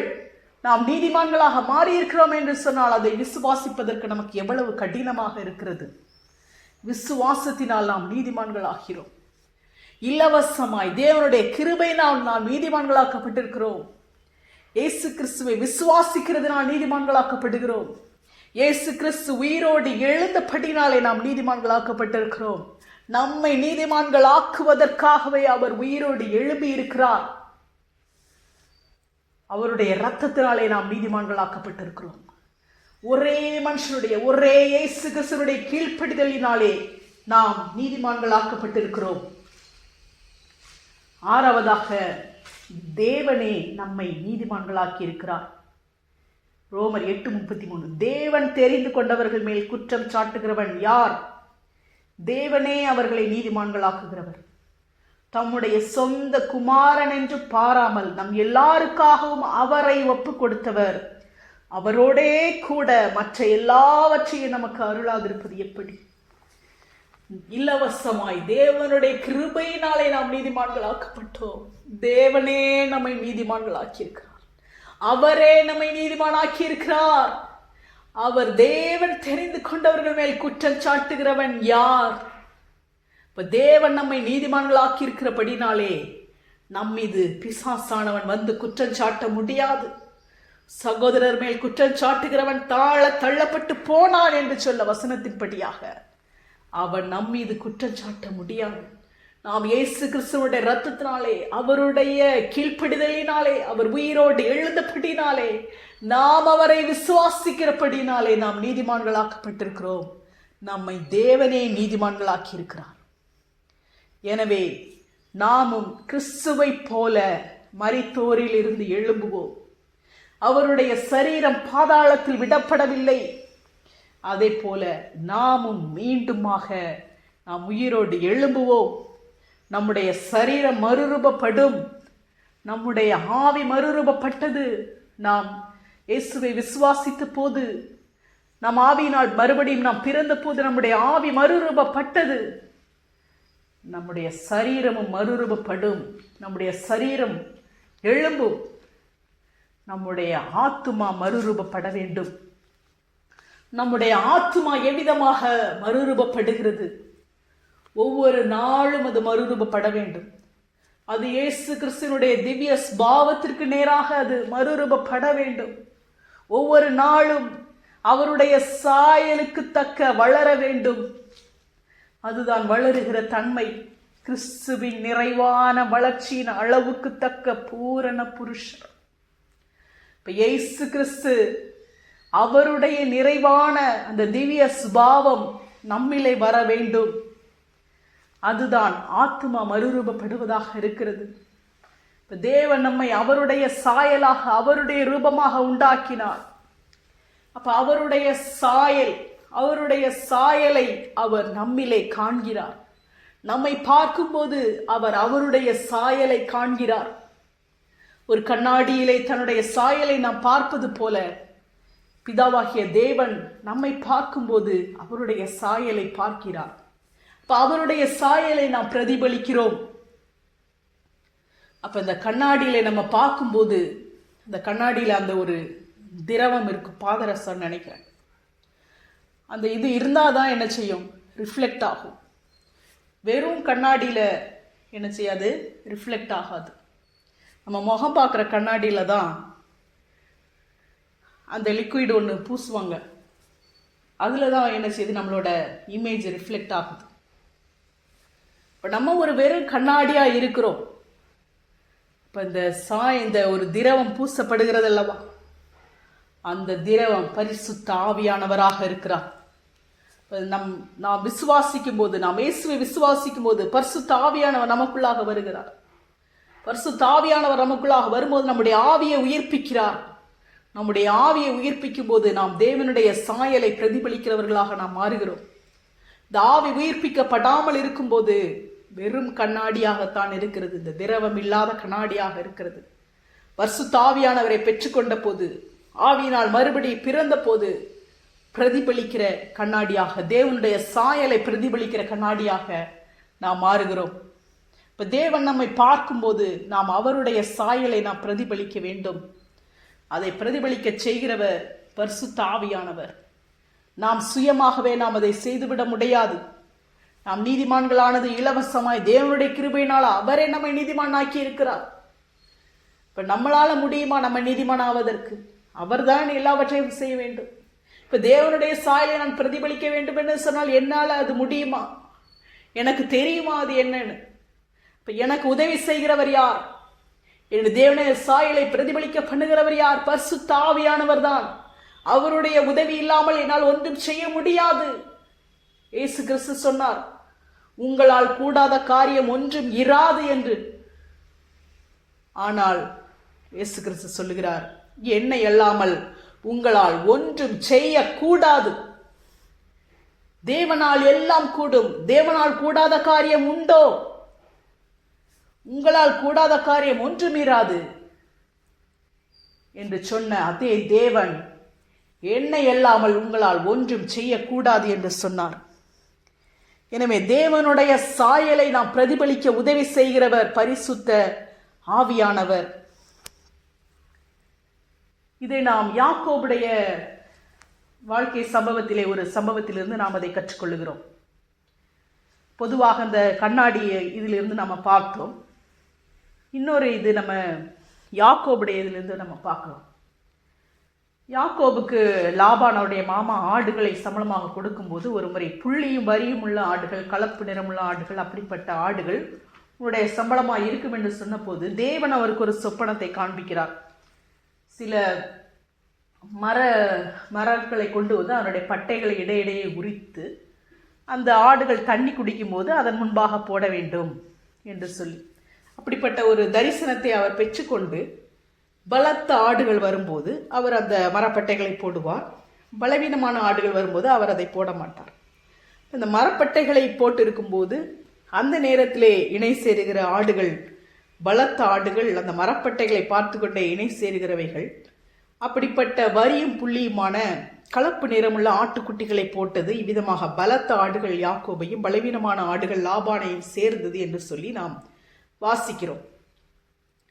அப்ப இந்த மரப்பட்டையை போடுகிற அனுபவம், இப்போ இந்த ஆடு தண்ணீர் குடிக்க வரும்போது அந்த ஆடு வந்து கலப்பு நிறமுள்ள ஆடு அல்ல. தண்ணீர் குடித்து கொண்டிருக்கிற அந்த ஆணாடோ பெண்ணாடோ அந்த இரண்டுமே ஒரு பிளெயினான ஆடு தான்.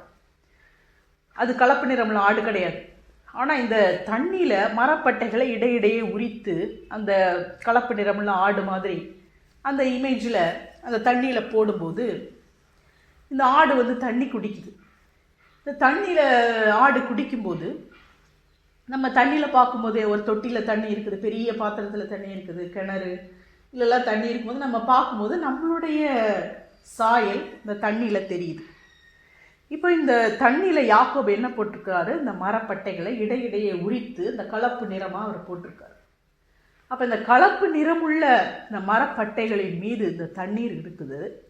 இந்த தண்ணியில் நம்ம சாயல் தெரியும் போது இந்த ஆட்டிற்கு எப்படி தெரியும், தான் ஒரு பிளெயினான ஆடு இல்லை, ஒரு கலப்பு நிறமுள்ள ஆடு. அந்த மரப்பட்டை என்ன சாயல் இருக்குதோ அந்த மரப்பட்டையினுடைய சாயலை இந்த ஆட்டின் மீது இந்த தண்ணீர் ஏற்றி அதை இந்த ஆடு ஒரு கலப்பு நிறமுள்ள ஆடாக காண்பிக்கிறது. வெறும் மரப்பட்டையும் வெறும் ஆடும் இருந்தால் இந்த ஒரு ரிஃப்ளெக்ஷன் ஏற்படாது. அதற்கிடையில் இந்த தண்ணீர் இந்த மரப்பட்டையின் சாயலை ஆட்டின் மீது ஏற்றுகிறது. இந்த தண்ணீரானது அதை பார்க்கும்போது ஆடு தான் அப்படிப்பட்ட சாயலை உடைய ஆடு என்று நினைத்து கொண்டு அந்த நம்பிக்கையிலே இணை சேரும்போது அப்படிப்பட்ட ஆட்டுக்குட்டிகளை அது ஈன்றது. இப்போ இங்க மரப்பட்டையினுடைய சாயலை ஆட்டின் மீது ஏற்றினது இந்த தண்ணீர். அதே போல மரம் என்பது ஆண்டவராக இயேசு கிறிஸ்துவை குறிக்கிறது. அவர் கல்வாரி மரத்திலே அவர் தூக்கப்பட்டு கொலை செய்யப்பட்டு அவர் மரித்தோரிலிருந்து எழுந்தினார். இப்போ மரத்திலே தூக்கப்பட்டவன் சபிக்கப்பட்டவன். மரம் என்பது வேதாகமத்திலே குறிக்கப்பட்டிருக்கிற மரம் என்பது ஆண்டவராகிய இயேசு கிறிஸ்துவை குறிக்கிறது. அப்ப அந்த மரத்தின் சாயலை அந்த ஆட்டின் மீது தண்ணீர் ஏற்றினது போல ஆண்டவராகிய இயேசு கிறிஸ்துவின் சாயலை நம்மீது ஏற்றுகிறவர் பரிசுத்த ஆவியானவர். நம்மால் அது முடியாது. நம்முடைய சுய பக்தினாலோ சுய பலத்தினாலோ அது முடியாது. பரிசுத்த ஆவியானவர் கிறிஸ்துவின் சாயலை நம்மீது ஏற்றுகிறார். அவருடைய திவ்ய ஸ்பாவங்களை நம்மீது அவர் ஏற்றுகிறார். கிறிஸ்துவை போல வாழும்படியாக, கிறிஸ்து எனக்கு ஜீவன் சாவு எனக்கு ஆதாயம் என்று பவுல் சொன்னது போல கிறிஸ்துவை போல வாழும்படியாக, கிறிஸ்தவன் என்ற பெயருக்கேற்றபடியாக கிறிஸ்துவை உடையவர்களாக நாம் வாழும்படியாக, கிறிஸ்துவை பிரதிபலிக்கிறவர்களாக வாழும்படியாக பரிசுத்தாவியானவர் நம்மை மறுரூபப்படுத்துகிறார். பரிசுத்தாவியானவர் நம்முடைய ஆத்மாவை மறுரூபப்படுத்துகிறார். இவ்விதமாகத்தான் பரிசுத்தாவியானவர் நம்முடைய ஆத்மாவிலே தேவனுடைய சாயலையும் ரூபத்தையும் கொடுக்கிறார். நாம் ஆவி ஆத்ம சரீரமுடையவர்களாக இருக்கிறோம். நாம் மறுபடியும் பிறந்த போது நம்முடைய ஆவி மறுரூபம் அடைந்தது. நாம் நித்திய ராஜ்யத்திலே போகும்போது நம்முடைய சரீரம் மறுரூபம் அடையும். நம்முடைய ஆத்மா ஒவ்வொரு நாளும் பரிசுத்தாவியானவராலே மறுரூபப்பட்டு கொண்டே இருக்கிறது. ஒவ்வொரு நாளும் தேவனுடைய சாயலாக ரூபமாக மாறப்பட்டு கொண்டே இருக்கிறது. ஒவ்வொரு நாளும் நாம் வளர்ந்து கொண்டே இருக்கிறோம். இந்த ஆத்மா உலகத்தோடு கூட சேர்ந்து செயல்படும் போது உலகத்தின் காரியங்களை செய்கிறது. எனவே இந்த ஆத்மா ஆவியோடு கூட சேர்ந்து செயல்பட வேண்டும். ஆவி ஆத்ம சரீரம் மூன்றும் ஒன்றாக சேர்ந்து செயல்பட வேண்டும். ஆவி அதை வழி நடத்த வேண்டும். நம்முடைய சுய எண்ணங்கள், நம்முடைய சுய விருப்பங்கள் மேலோங்காமல் ஆவியின் எண்ணங்கள், ஆவியின் சிந்தைகள் மேலோங்கும் போது நாம் ஆவிக்குரியவர்களாக பரிசுத்தாவியானவரோடு கூட சேர்ந்து தேவன் கொடுத்த ஆவியிலே நாம் இணைந்து செயல்படும் போது நாம் ஆவிக்குரியவர்களாக நாம் வாழுகிறோம்.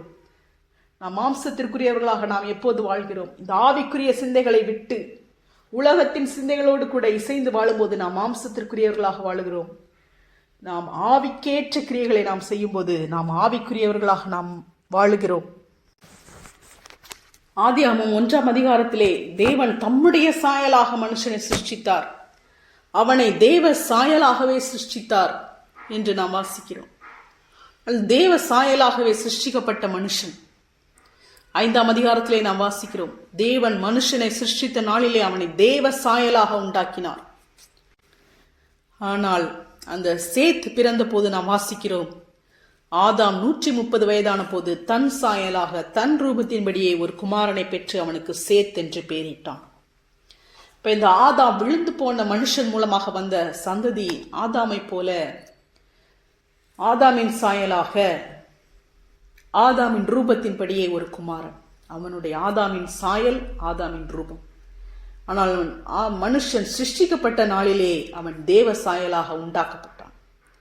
1ஆம் வசனத்திலே வாசிக்கிறோம், தேவன் மனுஷனை சிருஷ்டித்த நாளிலே அவனை தேவ சாயலாக உண்டாக்கினார். ஆனால் 3ஆம் வசனத்திலே தன் சாயலாக தன் ரூபத்தின்படியே ஆதாம் ஒரு குமாரனை பெற்று அவனுக்கு சேத் என்று பெயரிட்டான். இந்த பாவ சாயல், பாவ ரூபம் நமக்குள்ளே இருக்கிறது, மறுபடியும் பிறக்காதவர்களுக்குள்ளே. அக்கிரமங்களினாலும் பாவங்களினாலும் மரித்தவர்களாய் இருந்த நீங்கள் என்று நாம் வாசிக்கிறோம். அப்ப இந்த தேவனுடைய சாயலையும் ரூபத்தையும் நாம் பெற்றுக்கொள்ள வேண்டும். தாவீது இந்த நம்பிக்கை உடையவராக இருந்தார். சங்கீதம் 17:14, மனுஷருடைய கைக்கும் இம்மையில் தங்கள் பங்கை பெற்றிருக்கிற உலக மக்களின் கைக்கும் உம்முடைய கரத்தினால் என்னை தப்புவியும். அவர்கள் வயிற்றை உமது திரவியத்தினால் நிரப்புகிறீர்.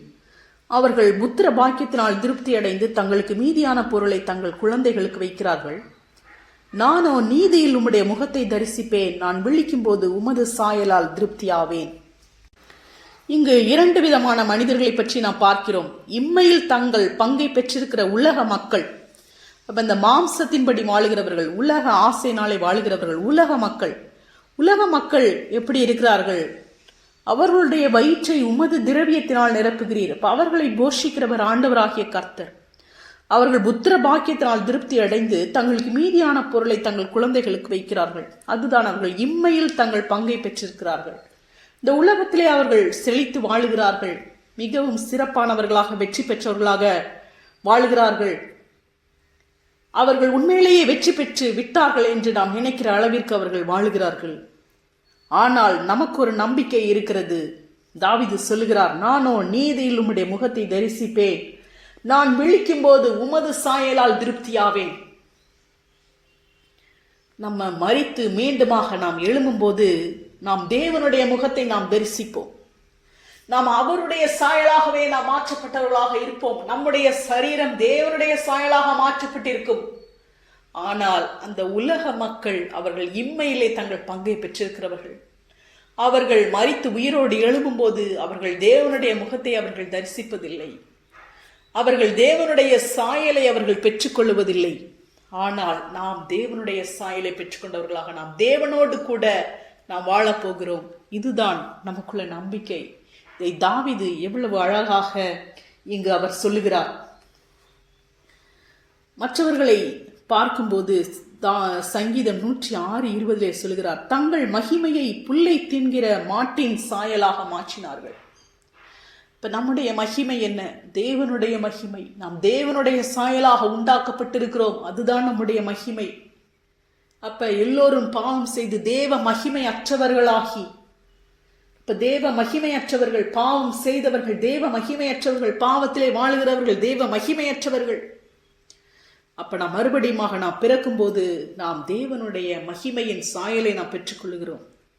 அப்ப இவர்கள் மறுபடியும் பிறக்காத இவர்கள் தங்கள் மகிமையை புல்லை தின்கிற மாட்டின் சாயலாக மாற்றினார்கள் என்று நாம் வாசிக்கிறோம்.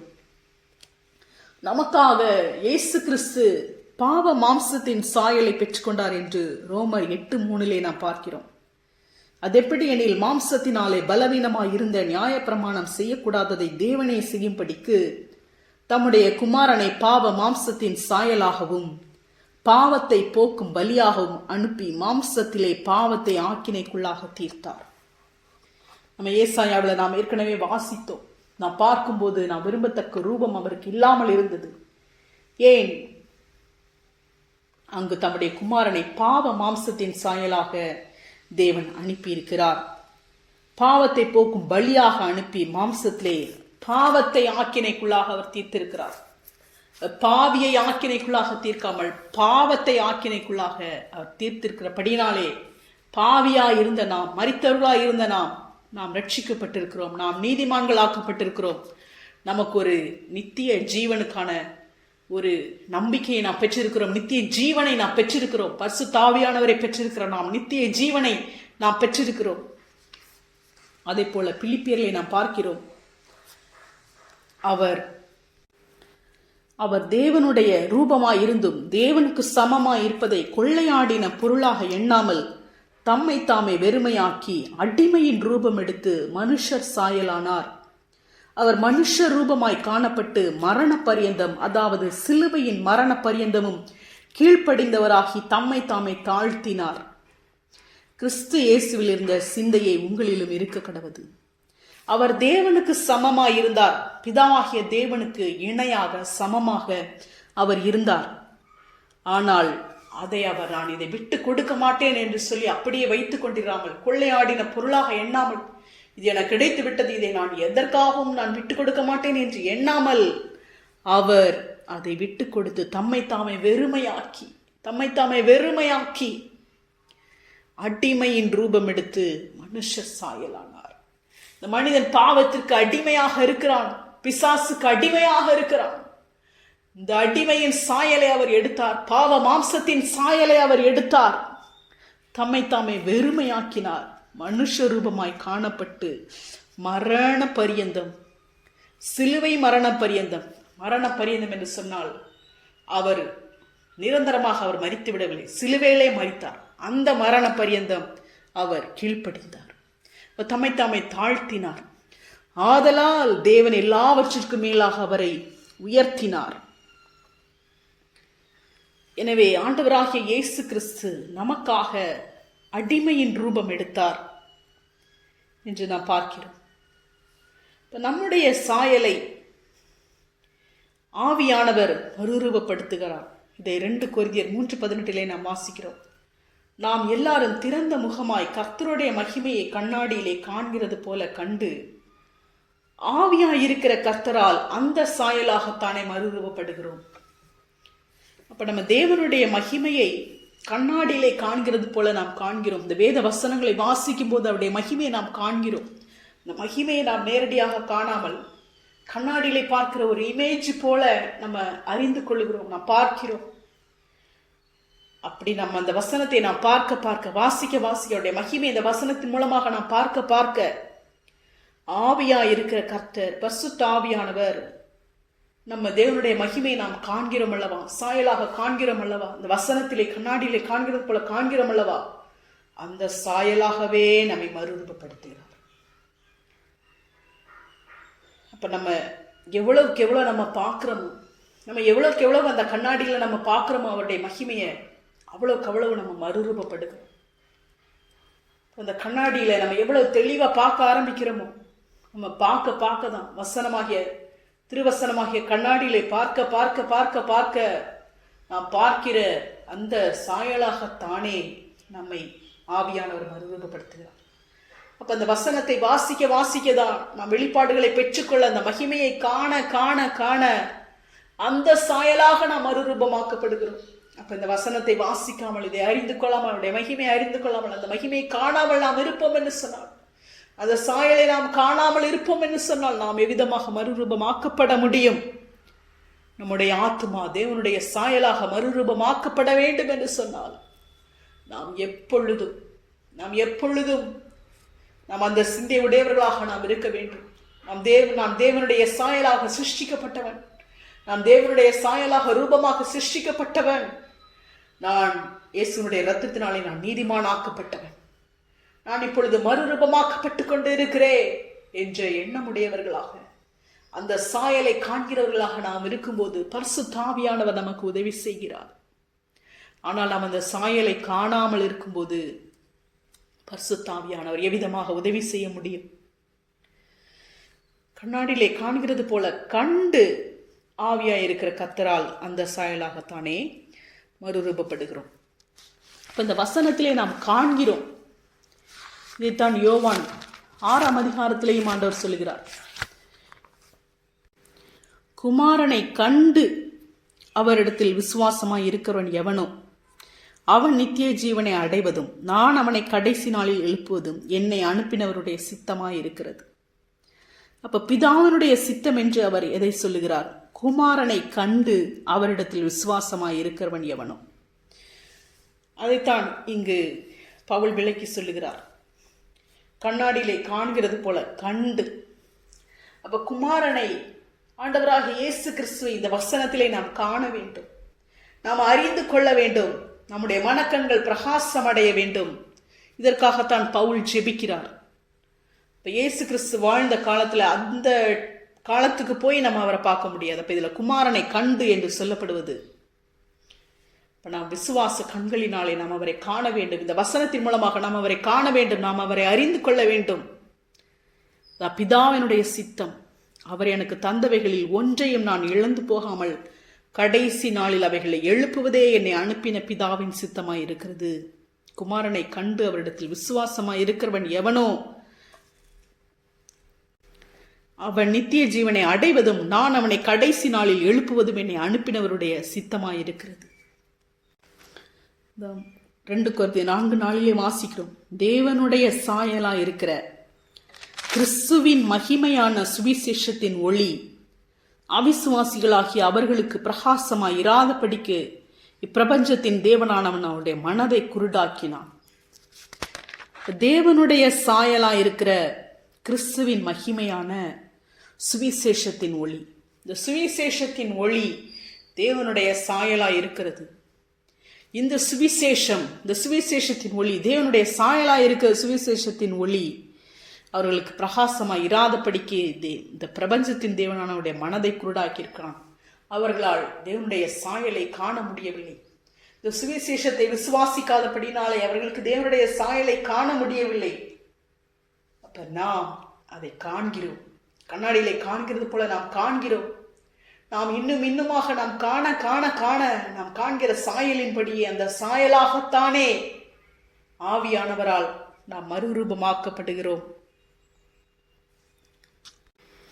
எபேசியர் 4ஆம் அதிகாரத்திலே நாம் அதிலிருந்து தான் நாம் பார்த்து கொண்டிருக்கிறோம். வளர வேண்டும் என்று சொல்லி 4:11 கிறிஸ்துவினுடைய நிறைவான வளர்ச்சியின் அளவுக்கு தக்க பூரண புருஷராகுது. அதை அவர் பவுல் சொல்லிக்கொண்டே வரும்போது அவர் சொல்லுகிறார் 22ஆம் வசனத்திலே நம்ம பார்த்தோம். வருத்தப்பட்டு பாரம் சுமக்கிறவர்களே நீங்கள் எல்லாரும் என்னிடத்தில் வாருங்கள், நான் உங்களுக்கு இளைப்பாறுதல் தருவேன். இளைப்பாறுதல்னா என்னது?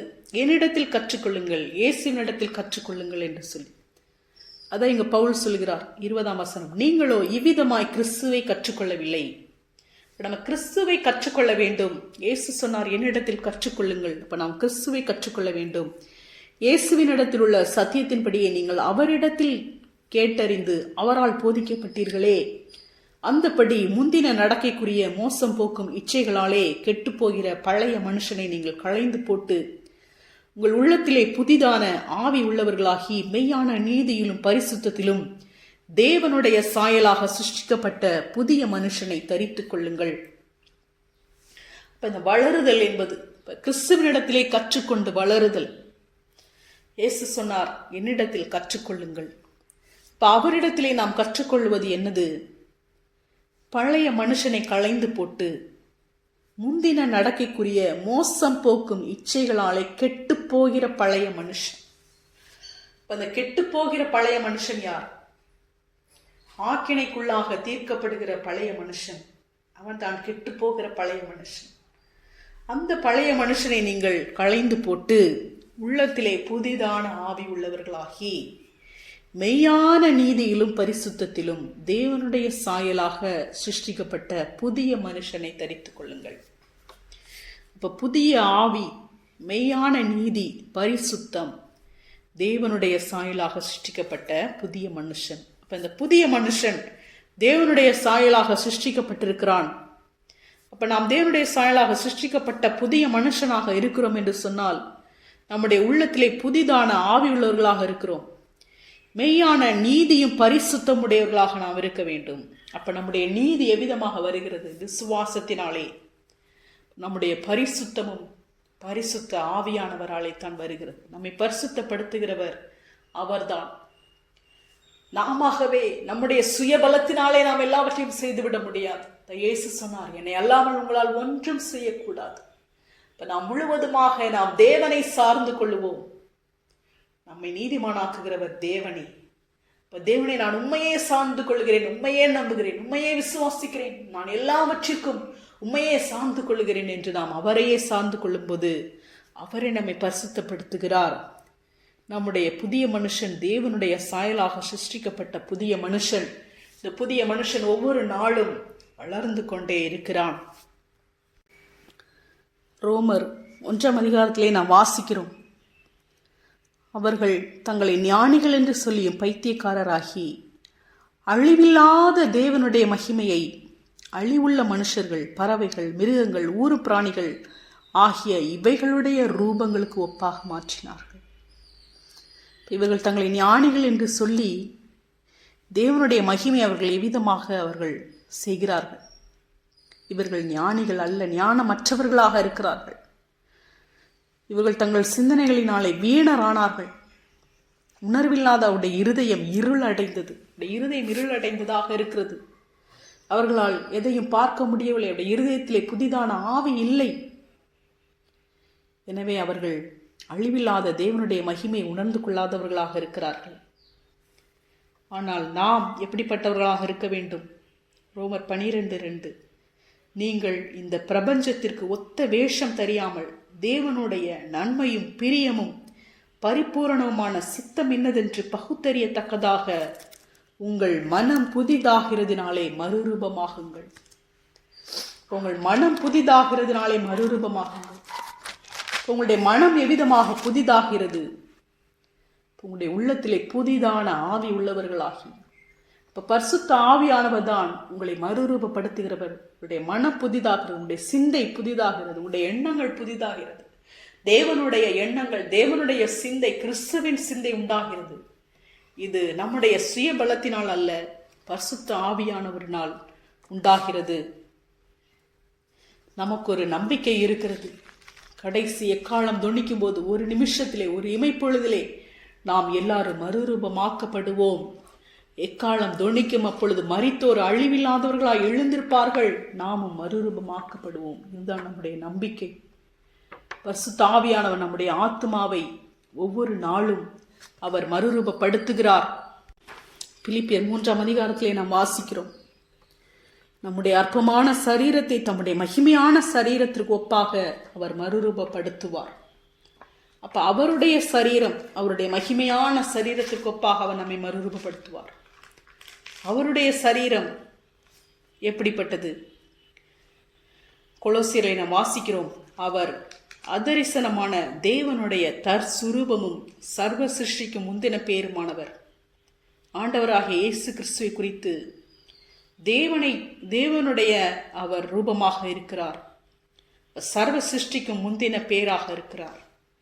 அவர் இந்த பாவ மாம்சத்தின் சாயலாக வந்து அவர் உயிரோடு எழும்பின போது காணக்கூடாத தேவனுடைய தற்சுரூபமாக சர்வ சிருஷ்டிக்கும் முந்தின பேராக அவர் மகிமைப்படுத்தப்பட்டிருக்கிறார்.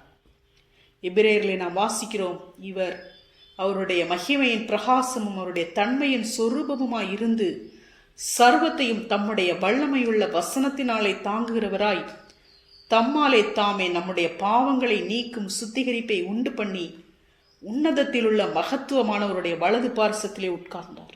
இப்ப ஆண்டவராக இயேசு கிறிஸ்து தேவனுடைய மகிமையின் பிரகாசமாக இருக்கிறார். பிதாவாகிய தேவனுடைய தன்மையின் சொரூபமாய் இருக்கிறார். சர்வத்தையும் தம்முடைய வல்லமையுள்ள வசனத்தினாலே தாங்குகிறார். கிறிஸ்துவுக்கு நாம் உடன் சுதந்திரர்களாக இருக்கிறோம். நாம் தேவனுடைய சாயலை பெற்றுக்கொள்ளுகிறவர்களாக நாம் இருக்கிறோம். நாம் இதை விசுவாசிக்க வேண்டும். இந்த விசுவாசத்தினாலே நாம் ரட்சிக்கப்படுகிறோம். இந்த விசுவாசத்தினாலே நாம் மறுரூபமாக்கப்படுகிறோம். நமக்கு சாம்பலுக்கு பதிலாக கர்த்தர் சிங்காரத்தை தருகிறார். நம்முடைய சரீரங்கள் இந்த பூமியிலே மண்ணுக்கு மண்ணாக போயிருந்தாலும், சாம்பலாக தூளாக போயிருந்தாலும், அதை சிங்காரமாக கர்த்தர் மாற்றுகிறார். சுவிசேஷம் ஏசாயா 61 சுவிசேஷம் என்ன செய்கிறது? சாம்பலுக்கு பதிலாக சிங்காரத்தை தருகிறது.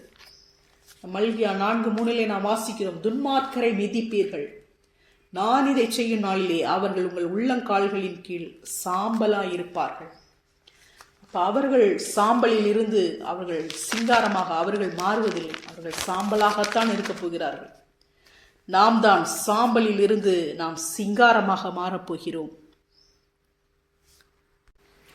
ஓசியா 6 நாம் வாசிக்கிறோம், 2 நாளுக்கு பின்பு அவர் நம்மை உயிர்ப்பிப்பார், 3ஆம் நாளில் நம்மை எழுப்புவார், அப்பொழுது நாம் அவருடைய சமூகத்தில் பிழைத்திருப்போம். அப்பொழுது நாம் அறிவடைந்து கர்த்தரை அறியும்படி தொடர்ந்து போவோம். அவருடைய புறப்படுதல் அருணோதயம் போல ஆயத்தமாய் இருக்கிறது. அவர் மழையைப் போலவும் பூமியின் மேல் பெய்யும் முன்மாறி பின்மாறியைப் போலவும் நம்மிடத்தில் வருவார். பலியை அல்ல, இரக்கத்தையும் தகன பலிகளை பார்க்கிலும் தேவனை அறிகிற அறிவையும் விரும்புகிறேன். 2 நாளைக்கு பின்பு அவர் நம்மை உயிர்ப்பிப்பார், 3ஆம் நாளில் நம்மை எழுப்புவார், அப்பொழுது நாம் அவருடைய சமூகத்தில் பிழைத்திருப்போம். ஆண்டவராகிய இயேசு கிறிஸ்து எவ்விதமாக 3ஆம் நாளிலே எழும்பினாரோ அதை போலத்தான் நமக்கும் நம்பிக்கை வாக்குறுதியாக கொடுக்கப்பட்டிருக்கிறது. எழும்புவோம், நாமும் எழும்புவோம். அவர் நம்மை உயிர்ப்பிப்பார், நாம் எழும்புவோம், நாம் தேவனுடைய சமூகத்தில் பிழைத்திருப்போம். இதற்கு நமக்கு தேவை என்ன? தேவனை அறிகிற அறிவு. தேவனை அறிகிற அறிவினாலே, அந்த அறிவை நாம் எங்கு பெற்றுக்கொள்கிறோம்? வசனத்திலே. அவர் சர்வத்தையும் தம்முடைய வசனத்தின் மூலமாய் தாங்குகிறார் என்று வாசித்தோம். அப்ப குமாரனை கண்டு அவரிடத்தில் விசுவாசமாய் இருக்கிறவன். இப்ப கண்ணாடியிலே தேவனுடைய மகிமையை காண்கிறோம், சாயலாக காண்கிறோம். எனவே தேவனை அறிகிற அறிவு, இந்த வசனத்தை வாசிக்க வாசிக்க நாம் தேவனை அறிகிற அறிவை அடைந்து கொள்கிறோம். நாம் இந்த அறிவை அடையும் போது அவர் நம்மை உயிர்ப்பிப்பார். நாம் இருளில் இருந்து வெளிச்சத்திலே நாம் வந்திருக்கிறோம். நாம் ஒளியின் ராஜ்யத்திலே நாம் இருக்கிறோம். நாம் மீண்டுமாக நாம் இருளுக்கு போய்விடக்கூடாது. நாம் ஒளியின் ராஜ்யத்திலே இருக்கிறோம் என்று சொல்லிக்கொண்டு நாம் எதுவுமே தெரியாதவர்களாக அறியாதவர்களாக நாம் இருக்கக்கூடாது. பரிசுத்த ஆவியானவரை நாம் பற்றி கொள்ளுவோம். தேவனுடைய சாயலை நம்மிடத்திலே ஏற்றுகிறவர் பரிசுத்த ஆவியானவர். எப்படி தண்ணீரானது அந்த மரப்பட்டையின் சாயலை ஆட்டின் மீது ஏற்றினதோ, அதே போல இயேசு கிறிஸ்துவின் சாயலை நம் மீது ஏற்றுகிறவர் ஜீவ தண்ணீராகிய பரிசுத்த ஆவியானவர். எப்படி ஒரு கண்ணாடியிலே அந்த திரவம் பூசப்படும் போது தேவனுடைய சாயல் பிரதிபலிக்கிறதோ, அதே போல வெறும் கண்ணாடியாக இருக்கிற நம் மீது ஆவியானவர் செயல்படும் போது தேவனுடைய சாயல் பிரதிபலிக்கப்படுகிறது. என்னை அல்லாமல் உங்களால் ஒன்றும் செய்யக்கூடாது என்று இயேசு சொன்னார். நான் திராட்சை செடி, நீங்கள் திராட்சை கொடிகள் என்று சொன்னார். ஆவியும் மணவாட்டியும் வா என்கிறார்கள். அவருடைய மனைவி தன்னை ஆயத்தப்படுத்தினாள். இப்போ மனைவி வீட்டோரங்களில் கனிதரும் திராட்சை கொடி. நாம் திராட்சை கொடியாக இருக்கிறோம். அப்போ நம் இடத்திலிருந்து திராட்சை ரசம் வருகிறதா? திராட்சை ரசத்தை உண்டாக்குறவர்களாக நாம் இருக்கிறோமா? ஆவியின் கனிகளை கொடுக்கிறோமா? ஆவியின் கனிகள் மூலமாக திராட்சை ரசத்தை உண்டாக்குகிறவர்களாக நாம் இருக்க வேண்டும். இப்போ புது திராட்சை ரசம் கன்னிகைகளை வளர்க்கும். இப்போ கன்னிகைகள் வளர்ந்து வளர்ந்து ரூபவதியாக மாறுகிறார்கள். உன்னத பாட்டிலே நாம் வாசிக்கிறோம், மணவாளன் மணவாட்டியை பார்த்து சொல்கிறார், புறாவே உன் முக ரூபத்தை எனக்கு காண்பி, உன் முக ரூபம் அழகுமாயிருக்கிறது. என் பிரியமே நீ பூரண ரூபவதி, உன்னில் பழுது ஒன்றுமில்லை.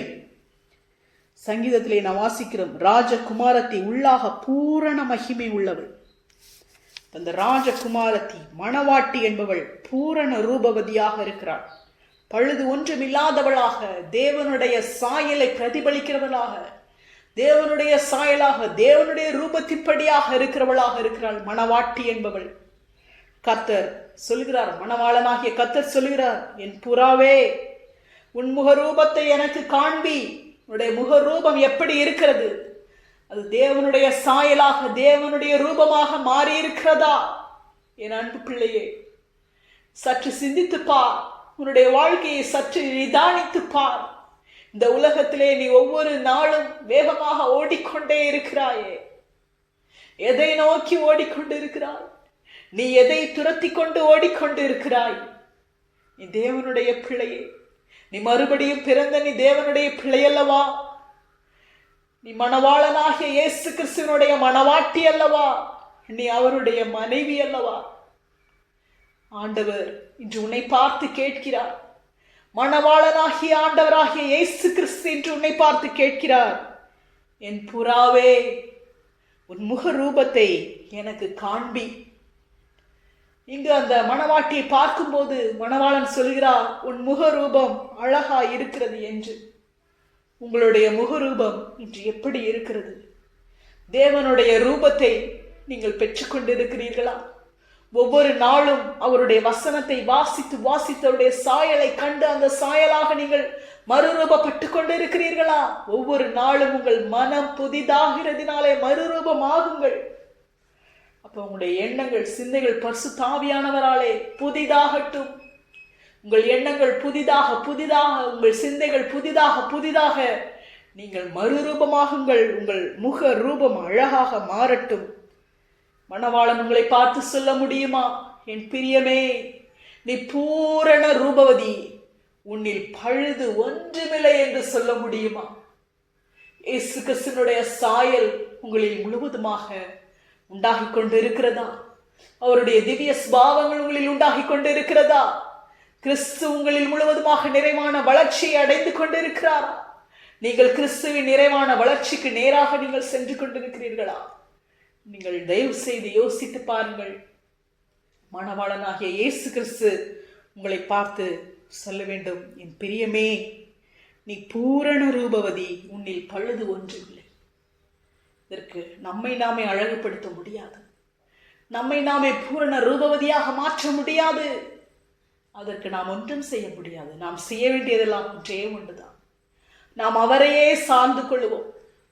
நம்முடைய ரட்சிப்பிற்காக நாம் எப்படி அவரையே நாம் சார்ந்து கொண்டிருக்கிறோமோ, விசுவாசத்தினாலே நாம் எவ்விதமாக ரட்சிக்கப்பட்டிருக்கிறோம், விசுவாசத்தினாலே நாம் நீதிமான்களாக்கப்பட்டிருக்கிறோம்.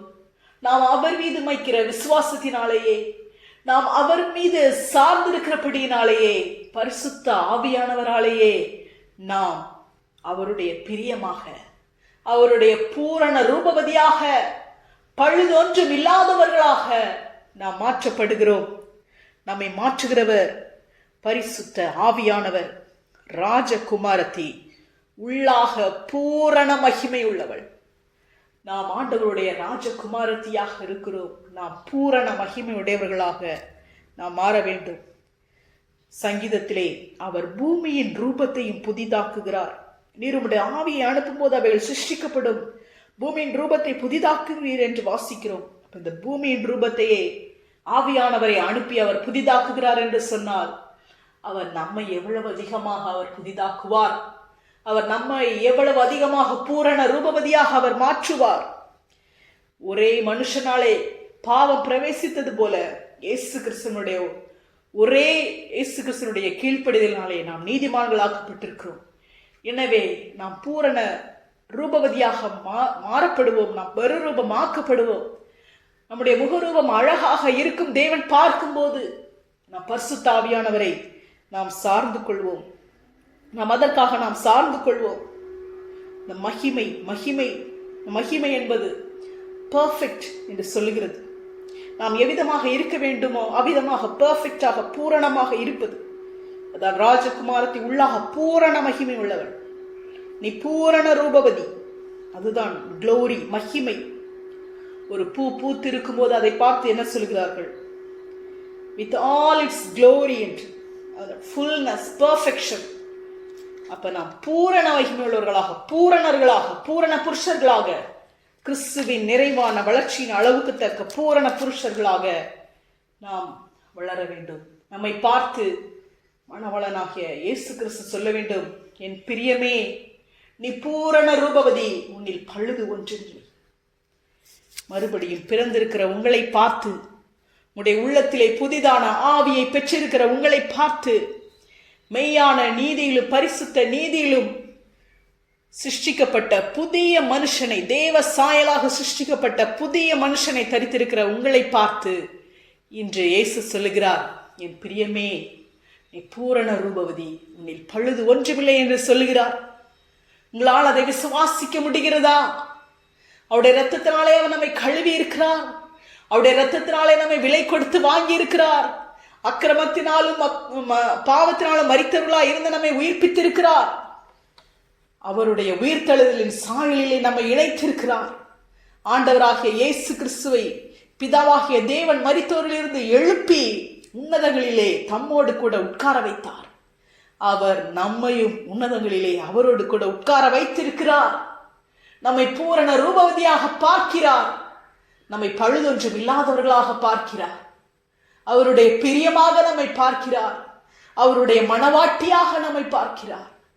எனவே நாம் அந்த உன்னதத்திலே நாம் உட்கார வைக்கப்பட்டிருக்கிறோம்.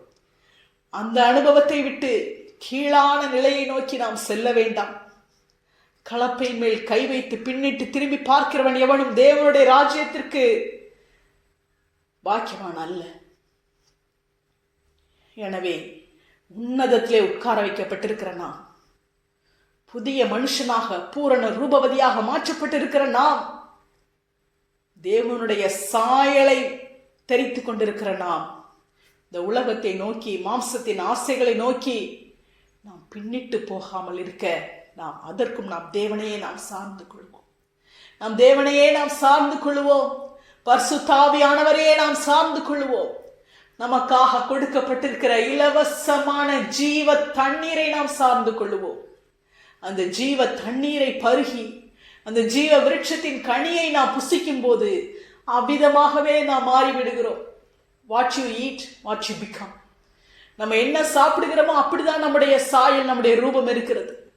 நாம் ஜீவ தண்ணீரை பருகுவோம். நாம் ஜீவ விருட்சத்தின் கனியை புசிப்போம். ஆண்டவராகிய இயேசு கிறிஸ்துவின் வார்த்தைகள் ஜீவ விருட்சத்தின் கனியாக இருக்கிறது. இந்த கனியை நாம் புசிப்போம். பரிசுத்த ஆவியானவர் ஜீவ தண்ணீராக இருக்கிறார். அவருடைய அபிஷேகத்திலே நாம் நிரம்புவோம். அவருடைய அபிஷேகத்தின் ஆழங்களுக்குள்ளாக நாம் கடந்து செல்லுவோம். ஒவ்வொரு நாளும் புதிய புதிய ஆழங்களுக்குள்ளாக நாம் கடந்து செல்லுவோம். பரிசுத்த ஆவியானவரின் அனுபவத்திற்குள்ளாக நாம் கடந்து செல்லுவோம். அவர் நமக்காக காத்து நிற்கிறார். நாம் இன்னும் அதிகமாக, இன்னும் ஆழமாக வளருவதற்காக, இன்னும் ஆழமாக அவருக்குள்ளே செல்வதற்காக அவர் நமக்காக காத்திருக்கிறார். பரிசுத்த ஆவியானவருக்காக நாம் எவ்வளவுக்கு எவ்வளவு நம்மை ஒப்புக் கொடுக்கிறோமோ அவ்வளவுக்கு அவ்வளவு அவர் நம்மை ஆண்டு கொண்டு நம்மை அவருடைய மகிமையான சாயலாக மாற்றுகிறார். தேவன் மனுஷனை சிருஷ்டித்த நாளிலே அவனை தெய்வ சாயலாக சிருஷ்டித்தார். தமது சாயலாகவும் தமது ரூபத்தின்படியையும் சிருஷ்டித்தார். இன்று மீண்டுமாக நாம் அவருடைய சாயலாக, அவருடைய ரூபத்தின்படியாக புதிய மனுஷனாக நாம் சிருஷ்டிக்கப்பட்டிருக்கிறோம். அதை நாம் இழந்து போகாதபடிக்கு நாம் காத்துக்கொள்ளுவோம். நம்மை காத்துக்கொள்ளுகிற பரிசுத்த ஆவியானவர் நம்மோடு கூட இருக்கிறார். அவரை நாம் துக்கப்படுத்த வேண்டாம். ஒவ்வொரு நாளும் அவரோடு கூட நாம் அதிகமாக நாம் நேரத்தை செலவழிப்போம். கர்த்தர் நம்மை இன்னும் பூரண புருஷர்களாக, இன்னும் பூரண ரூபவதியாக நம்மை மாற்றுவாராக. கர்த்தர் நம்மை ஆசீர்வதிப்பாராக. ஆமீன்.